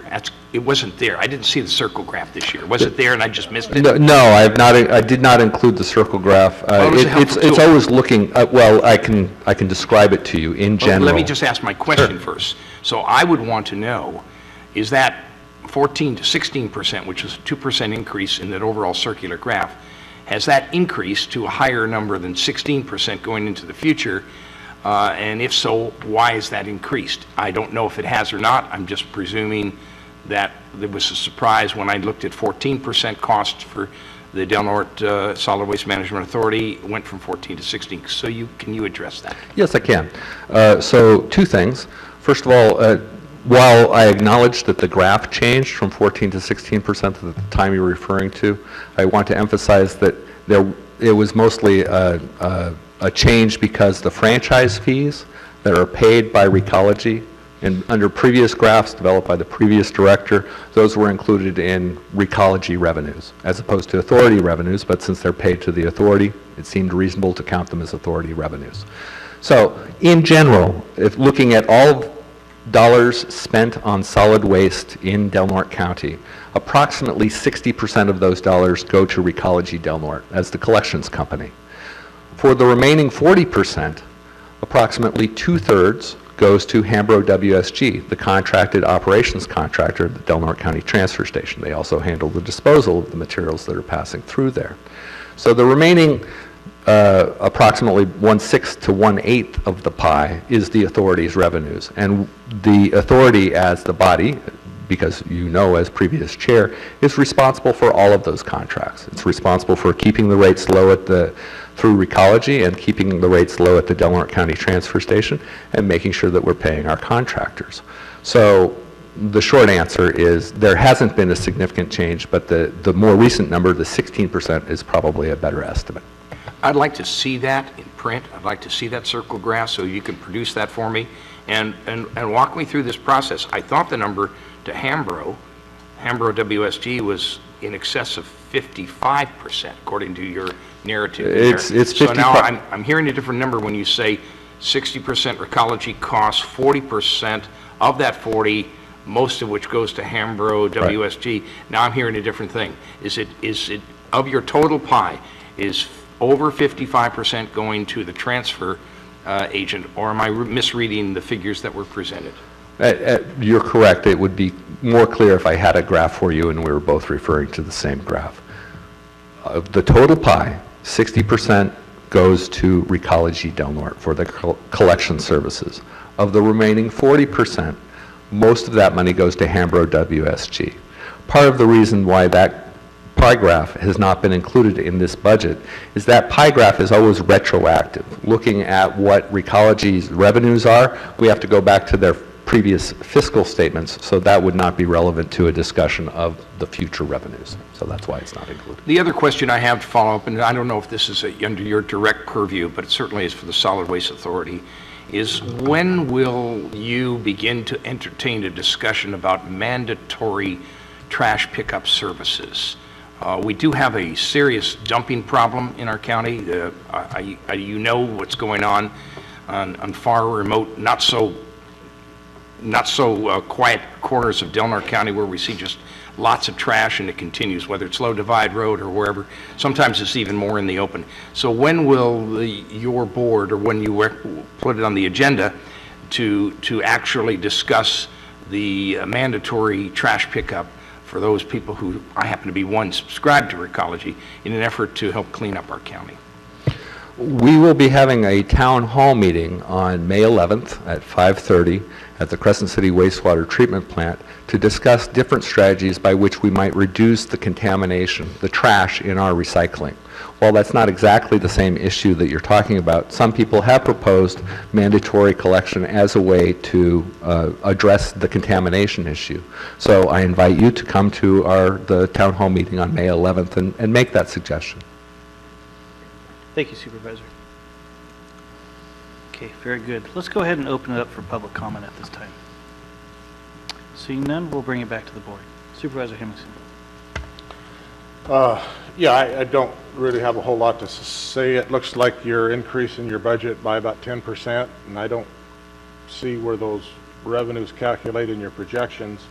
I don't know how that all comes out, whether you just figure your expenses and then adjust your revenues to match, but it all looks okay. Thank you. We have the opportunity to take some action on the proposed budget or take no action.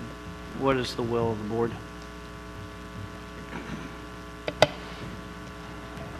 I personally would like to see that graph. I'd like to see that circular map. I'd like to see the division of how you're allocating your funds. I don't know, is there an exigent matter to have this approved today, or can it wait till May 9th meeting? Director. The intent is that any comments that might be relevant to the authority board's decision before finally approving the board that might come from the board supervisors would be most relevant before they do that adoption. So if this is a request for information, I'm certainly happy to generate the graph and to share that with the board of supervisors. But if there isn't a specific comment about something that needs to change in this budget, no action is a fine action, and then we'll move forward from where we're at. Very good. Thank you. Okay, then at this time, we'll just receive the report from the director and move forward with no action on the proposed budget. Okay. Thank you. Item number 24, consider miscellaneous legislative and budget matters pertinent to the County of Del Norte. Authorize the chair to sign and send appropriate letters with respect to matters pending before the state and federal governments. CAO. Before you today are the letters that are being proposed at this point. Obviously, we'll be looking at additional legislation as it comes forward and getting those to the board, but not any miscellaneous as of right now. Regarding the miscellaneous budget, I'll return at the next meeting with an overview of the requested budget and the process so that any questions can be asked and answered by the Board of Supervisors as to where we go from here. The requested budgets, as of last Friday, were due.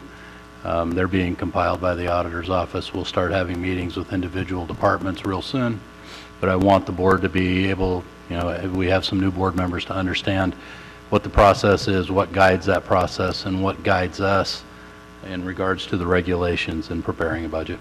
Very good.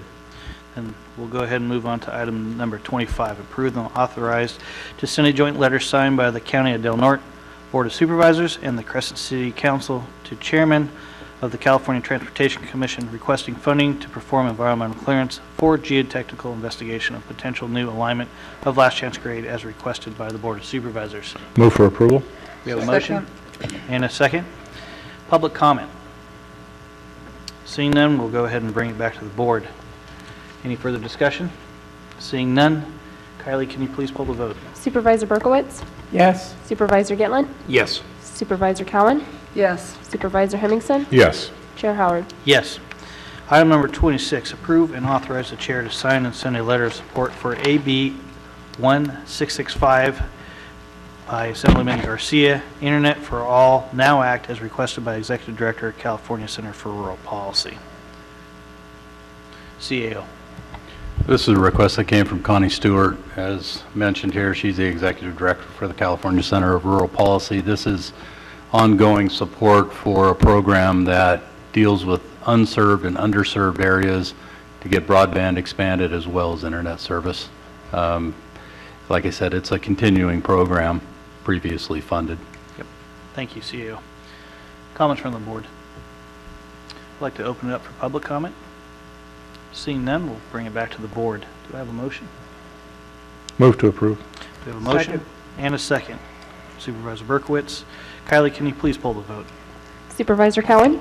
Yes. Supervisor Gitlin? Yes. Supervisor Berkowitz? Yes. Supervisor Hemmingson? Yes. Chair Howard? Yes. Item number 27, approve and authorize the chair to sign and send a letter of support for H.R. 800 that would provide significant support for the development of broadband services to rural counties as requested by Supervisor Berkowitz. This letter came back to us for action to change a few basics in context of the letter to the appropriate individuals in Congress. Supervisor Berkowitz. Well, this is very important to us. It provides that it's called the New Deal Broadband Act of 2017, and what it does is provide that we can get fiber optic lines through to rural areas, especially Klamath, Smith River, those kinds of areas. So it's very important to us, and especially getting it now to legislators that can move the legislation and help our congressmen. Thank you, Supervisor. Also, maybe Mr. Berkowitz could tell us what the cost of this bill is and where the funding is coming from. I don't have that right in front of me, but basically it's in the legislation. I can look that up for you if you need it. I don't need it. I mean, I know what the bill costs. I thought you just liked it. I mean, it's a $20 billion bill, and there is no funding for it. Correct. Thank you, Supervisor Hemmingson. Let's go ahead and open up for public comment. Seeing none, we'll go ahead and bring it back to the board. Do we have a motion from the board? Move for approval. Second. We have a motion and a second. Kylie, can you please pull the vote? Supervisor Gitlin? Yes. Supervisor Cowan? Yes. Supervisor Berkowitz? Yes. Supervisor Hemmingson? Yes. Chair Howard? Yes. Okay. Last item on the agenda, approve and authorize the chair to sign and send a letter opposing AB 975 Friedman. Natural Resources Committee has recommended this, specifically Wild and Scenic Rivers as requested by Natural Resources Gold Committee. CAO, do you want me to take this or you want to take this? Either way. Okay. Why don't you go ahead and take this then? Currently, the federal regulations have a law that's the Wild and Scenic Rivers Act, and it reflects sections of the Smith River that are wild and scenic, typically fronting on public managed lands, and then recreational, which is typically fronting on developed lands. One of the more significant items in there is that it addresses lands for a certain distance back from the river, and that's the state of California has come forward with this bill in order to reflect the federal law. Part of the discussion that we've had is that perhaps they're doing that as a response to potential changes at the federal level.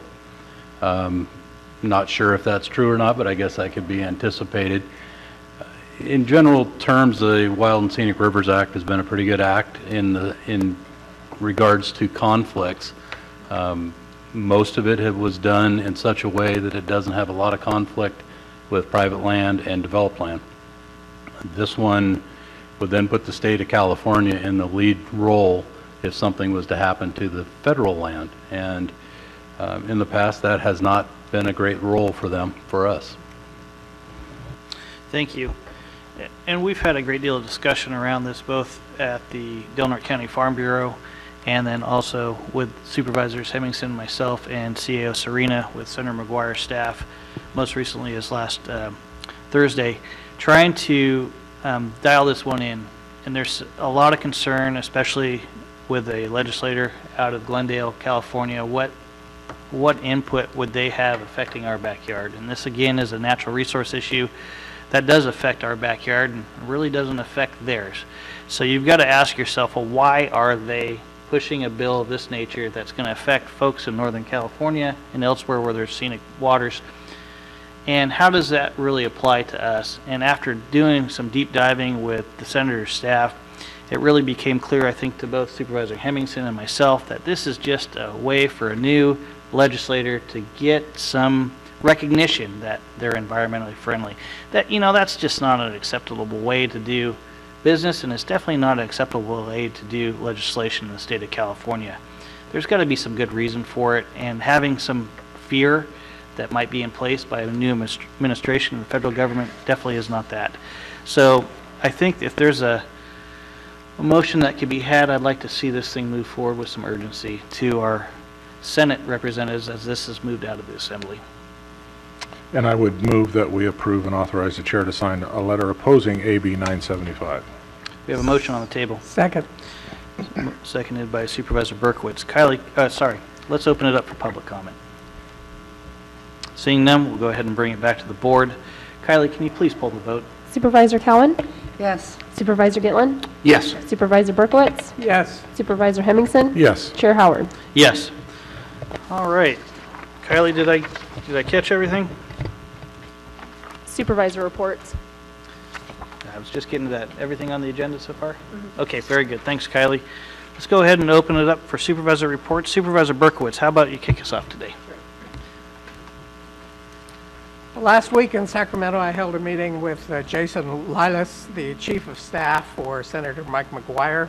Subjects we covered were the disaster release for those involved in fishing with the salmon season closure, the poor crab season, and the 2,500% increase that the governor wants for landing fees, and lastly, how we can be more effective in lobbying for PILT funds.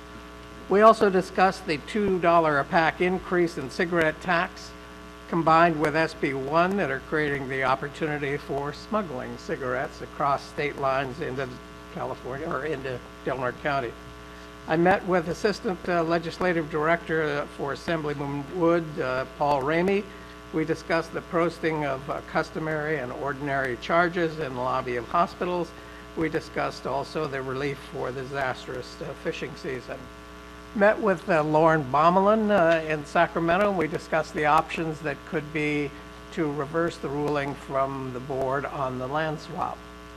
I stopped by the CSEA offices, CSAC offices rather, several issues with Greg Fishman, the communications coordinator, about communications with rural areas, and also Dorothy Johnson, who is the legislative representative in government finance and administration. Both Supervisor Cowan and I completed our new supervisor requirements and received our certificates of completion from CSAC, the Institute for Excellence in County Government. I agree with Supervisor Howard when he says the people in Washington, D.C. must know we exist. But with only one day in D.C., it needs to be the right people, the people who can make things happen. We just can't say, please save EAS. There are 132 small airports that are affected by EAS saying the same thing. So we must come to them with a viable plan to solve it, or save it rather, or the trip can't accomplish the goal of saving EAS. It's essential that we see the right people in the administration that can propose a plan, and House members in the leadership who can control or can carry the ball, and U.S. senators who can sign on to the plan. Utilizing a contact schedule for 2013, some 4 years ago, does us no good. And that's why it's so critical that the people you'll see in those 8 hours that you're in Washington, D.C., will be the ones that can make a difference for us. In that spirit, I'd like to suggest that you meet with the following legislators of the majority party who can really move the ball forward and accomplish our Del Norte County objectives. So in order to save EAS, I think you should be dealing with the temporary chairman of the Budget Committee of the House of Representatives, Congressman Todd Brokaw. He'll decide if EAS funding will continue to be included in the budget.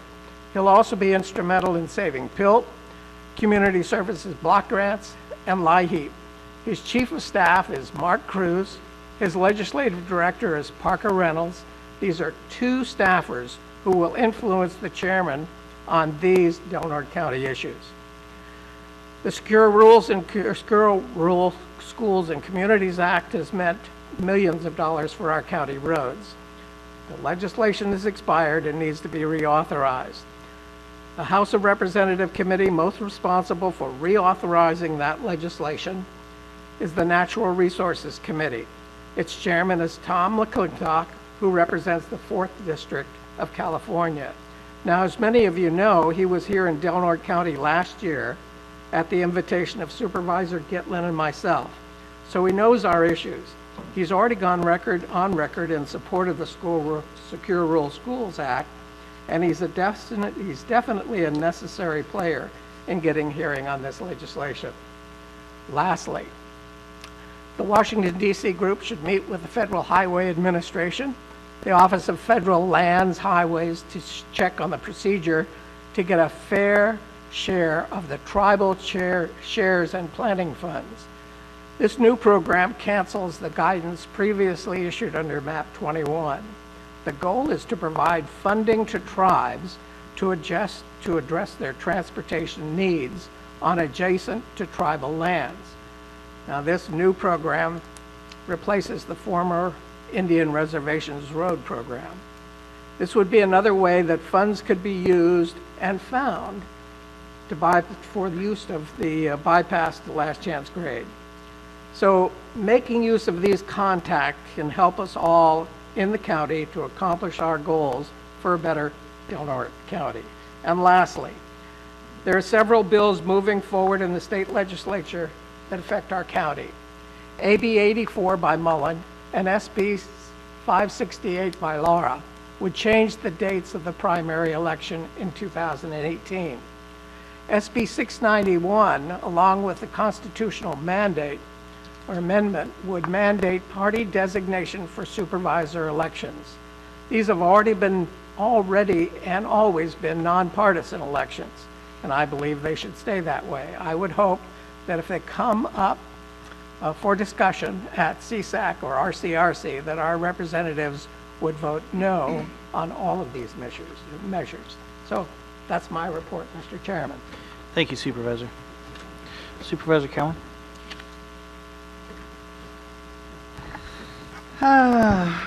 I attended our monthly solid waste advisory committee meeting. As Ted mentioned earlier, we will be holding a town hall on May 11th at 5:30 at the Water Waste Treatment Center. It was supposed to be this week, and I think the triplicate reported it as this week, so just an FYI, it's not this week, it's May 11th. This is to talk about all our concerns with recycling. Mandate has been brought up. It's been something that's been discussed in ad hoc, but we're trying to get more community input, so we thought we'd start with some town halls so we can get everybody together to figure out where we're going to go with this. We had the special Barrow meeting. Then I attended another Barrow meeting, a 2x2, where we went over some more ideas of reaching out to different counties and promoting Barrow. I spent a good part of last week in Sacramento, as Supervisor Berkowitz pointed out. We had our last class of the new Supervisors Institute. The Institute started last November. We had classes in November and February, and again last week. I found the Institute to be very informative and useful. And I also had a chance to spend some time at the Capitol with my son. Senator McGuire's office was very gracious in setting us up a guided tour and the ins and outs of the Capitol, and it was really nice. So that's about it for me. Thank you, Supervisor Cowan. Supervisor Gitlin.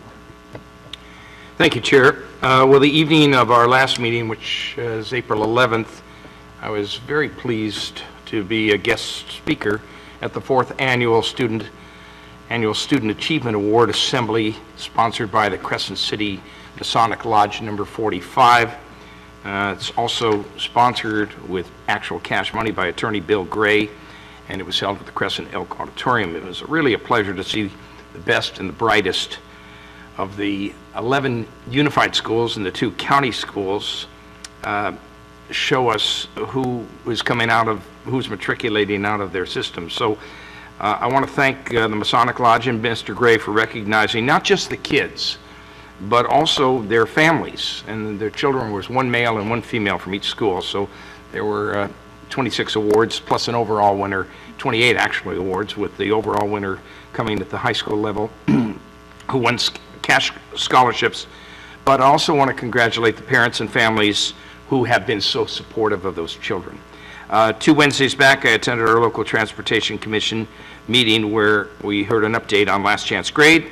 One of the issues discussed was the ongoing Gateway project, which addresses key transportation arteries in Del Norte County. I brought to the attention of the Commission a problematic area of 101 South, which is right at Citizens Dock Road. There's a marked crosswalk there, ingressing and egressing the harbor. Caltrans specialist, I asked to have a Caltrans specialist, I believe his name is David Morgan, come up and address the local transportation commission. I don't think he was able to do it for our May meeting, but he'll be coming up and giving us a full report on that crosswalk, on that area, all in an effort to remedy the calming down of the problem of southbound traffic really going at a real good rate of speed. So we're looking forward to that June meeting. As you know, the board conducted a special meeting on the future of Bar O, which has been, continue to be challenged by attracting minors from other Northern California counties, and how to save, if possible, this highly regarded program. Chief Probation Officer Lonnie Raymond delivered the not-so-rosy picture of the economics affecting Bar O, and the board will make its final decision at the May 9th meeting. While the community was celebrating Passover, we in the Jewish community acknowledged, while celebrating Easter, we in the Jewish community acknowledged Passover, which is a commemoration of liberation of the Jewish people from slavery in Egypt. Passover is the story of Exodus as described in what most people refer to as the Old Testament. In Hebrew, it's called the Torah. Tuesday, April 18th, I attended the Pelican Bay Prison Awards Luncheon, which recognizes victims and their families for what they have gone through, which was part of National Crime Victims' Rights Week, April 2nd to 8th. And I wish to tip my hat to those great people who have endured such indignity and have come back and survived and, if not, flourished. And finally, I attended the Monday, April 17th Crescent City meeting. I spoke at the dais, and I expressed my opposition to sending Mayor Inscore to Washington, though I certainly can appreciate the showing of city-county unanimity as important. I reminded the council there was no bill to support on last chance grade, which I think is a primary mitigating factor of why we are sending folks, our representatives, and now the mayor, back to Washington. But I felt that the trip was not appropriate, and I expressed my terms and felt it was frivolous at this time and will be unproductive.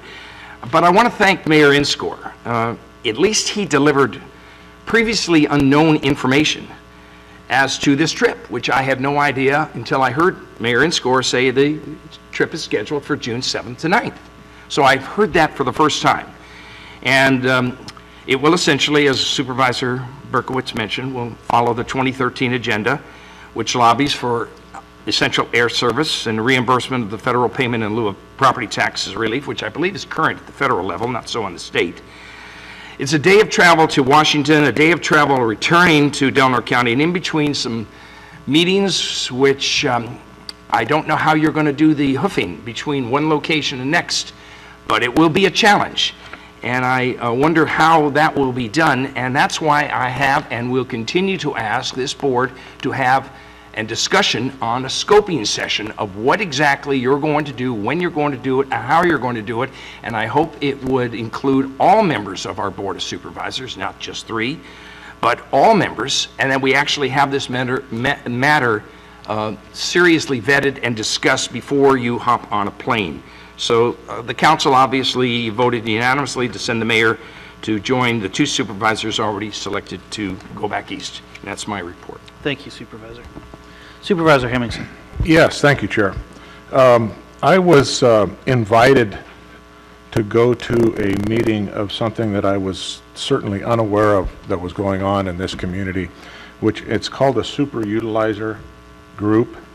And what it is it identifies individuals that are using services more than normal, I guess is the way I'd like to put it. And I was new to this, so I was certainly all ears listening.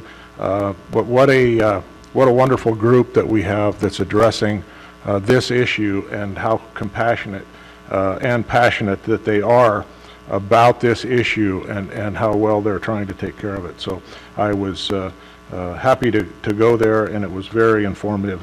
It opened up a whole different world for me.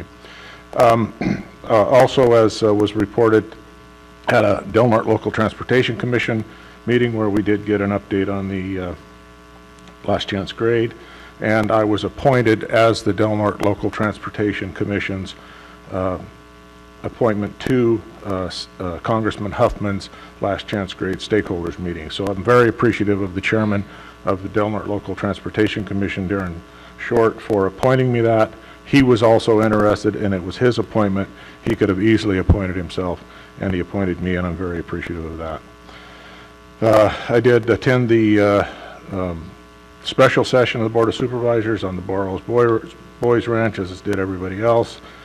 Had a Smith River National Recreation Area collaborative meeting where we discussed the current project that we have in that we're working on right now, as well as moving on to future projects, and as well as the fire reduction grant that the county may be applying for.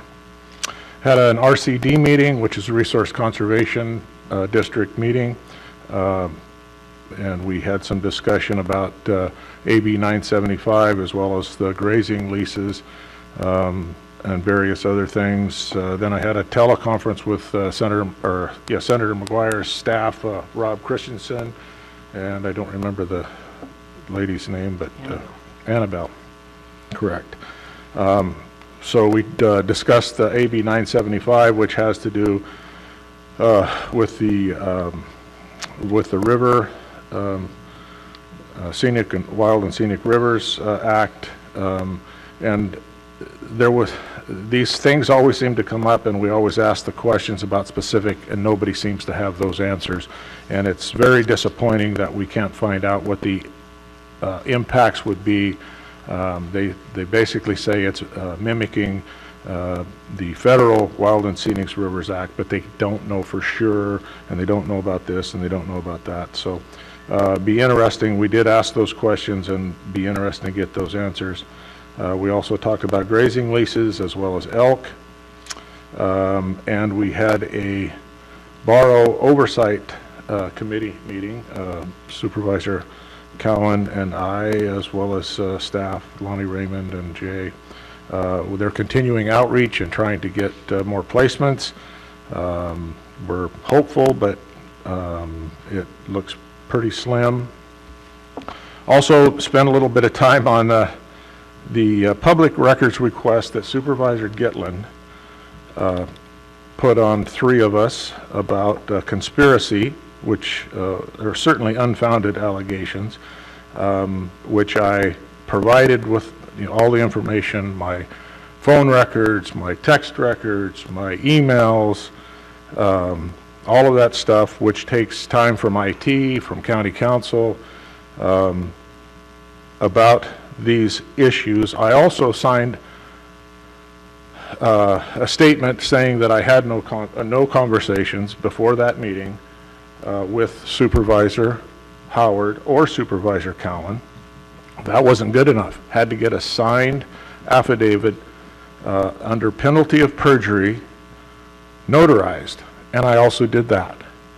I think that Supervisor Gitlin owes his constituents, not me so much, I don't really care. It's not that big of a deal because I don't know what the goal was in the whole thing, but I think he owes his constituents an apology for the amount of resources, time and effort that it took to go through this fishing expedition, witch hunt, if you will, over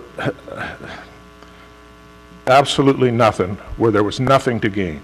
It was absolutely ridiculous, and I'm very disappointed.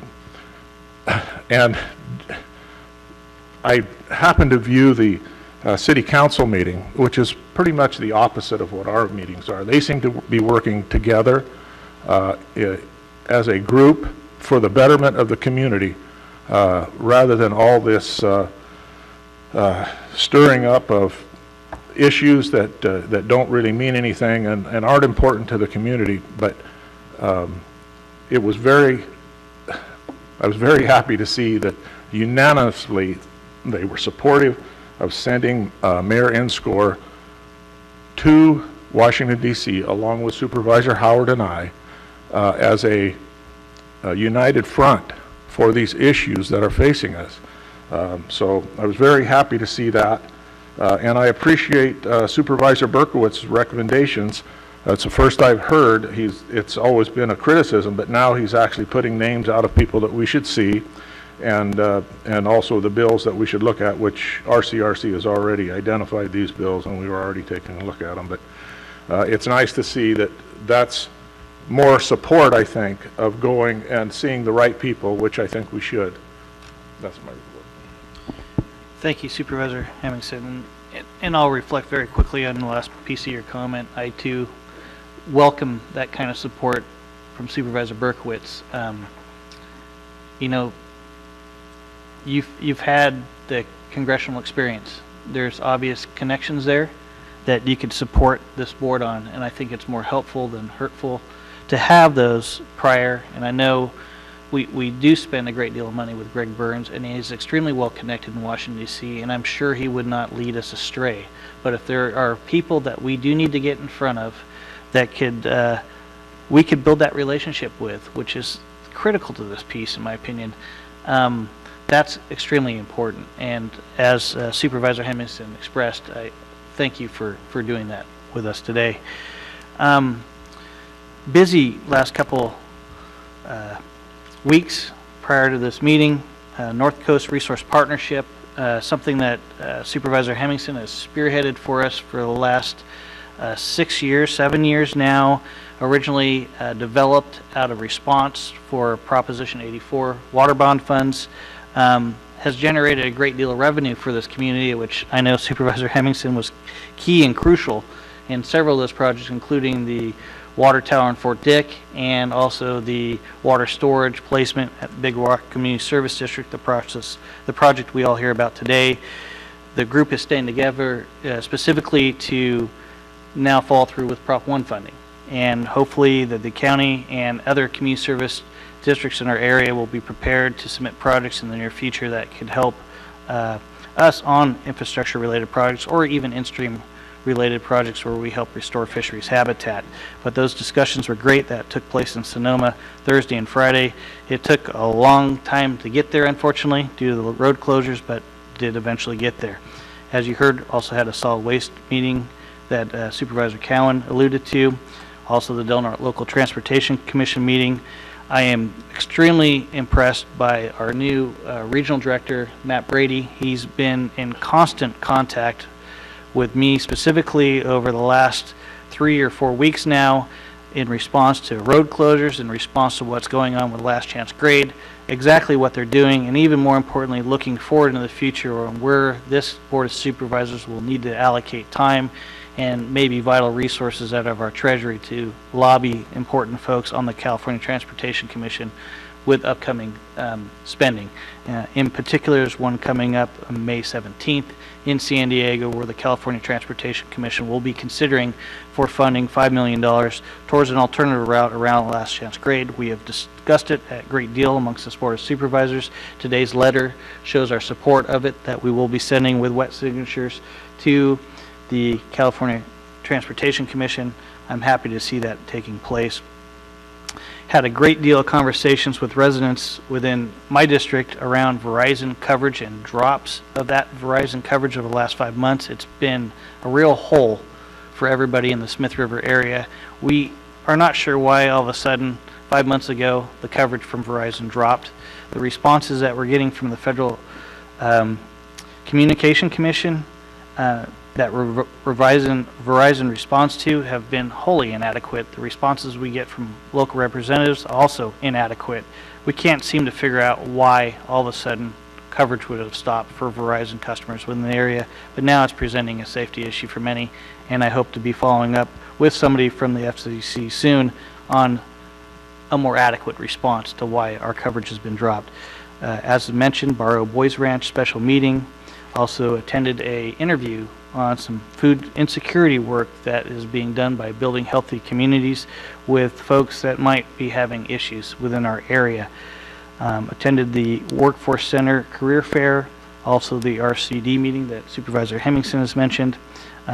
Also participated in the discussion with Senator McGuire's office concerning AB 975 and elk and Department of Fish and Wildlife grazing leases in Del Norte County.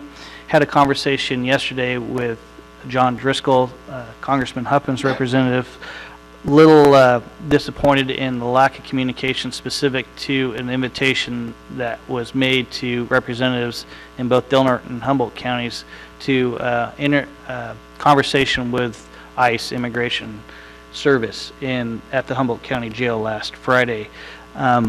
Supervisor Bone had reached out to me to see if we were going to be there and just hadn't heard about it. So in conversations with Mr. Driscoll yesterday, he mentioned that they were uncomfortable, ICE that is, was uncomfortable with entertaining a larger group and having those questions at that time. But as you know, it's been a large topic here. There's been a lot of fear that's been generated not only in our school sites, but in our labor force, potentially of what ICE will do. And based on conversations with Mr. Driscoll, it appears that ICE, at least at the local level and the regional level, they don't know what they're going to do.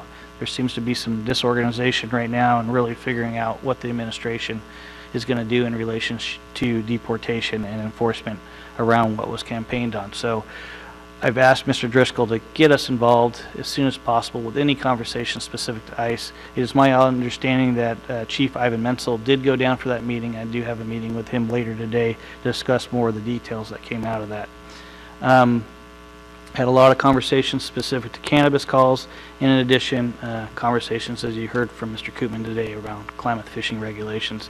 I would like to highlight some, I guess, disappointment, and I'd offer a little bit of constructive criticism to Supervisor Berkowitz. You know, at our last meeting, there was a vote taken about the Tolowa D Nation's application through the Bureau of Indian Affairs. That vote was taken really based around a no-let-loss policy with Delnor County, and I understand you're new to the board and may or may not have researched that or had conversations with CAO why that policy has really been put in place. But it's important, I think, that when the board does make a decision, that once the decision is made, we help those that we make the decision that might be impacted by that decision understand why that decision is made. And this is not just an issue that has taken place with Tolowa, it's taken place with many of our federally recognized tribes in Delnor County. And so what I want to do is encourage, once those decisions are made, that we help bring people back to the table, because I know this county, our CEO, members before us on the Board of Supervisors has done that outreach with very little response. And we don't know why there's lack of communication sometimes between our governments, but what we do know is that when we get around the table and begin to have those discussions, positive things could happen. And when we don't communicate effectively, or we don't communicate once a decision's made about that board decision, it kind of undermines the process. And I want to make sure going forward that we do not undermine processes that have been put in place, and I believe put in place for good reason here. And the no net loss policy was one of those processes that was put in place for good reason. It's just our tax base cannot continue to suffer additional hits. So as we move forward here in the coming months, I hope those conversations will take place either with myself and in conversation with other board members or with the CEO to better explore why policy decisions have been put in place and how we could get to resolution with some of our federally recognized tribes. And that's the end of my report. I appreciate everybody's time today. Thank you again, and we are adjourned. No, I'm sorry. I'm sorry. Public comment took place. Can you talk to us after the meeting, please? Yes.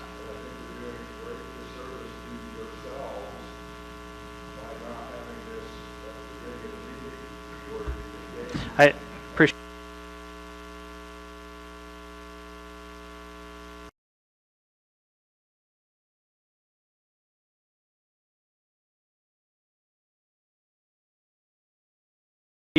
This evening for a conversation on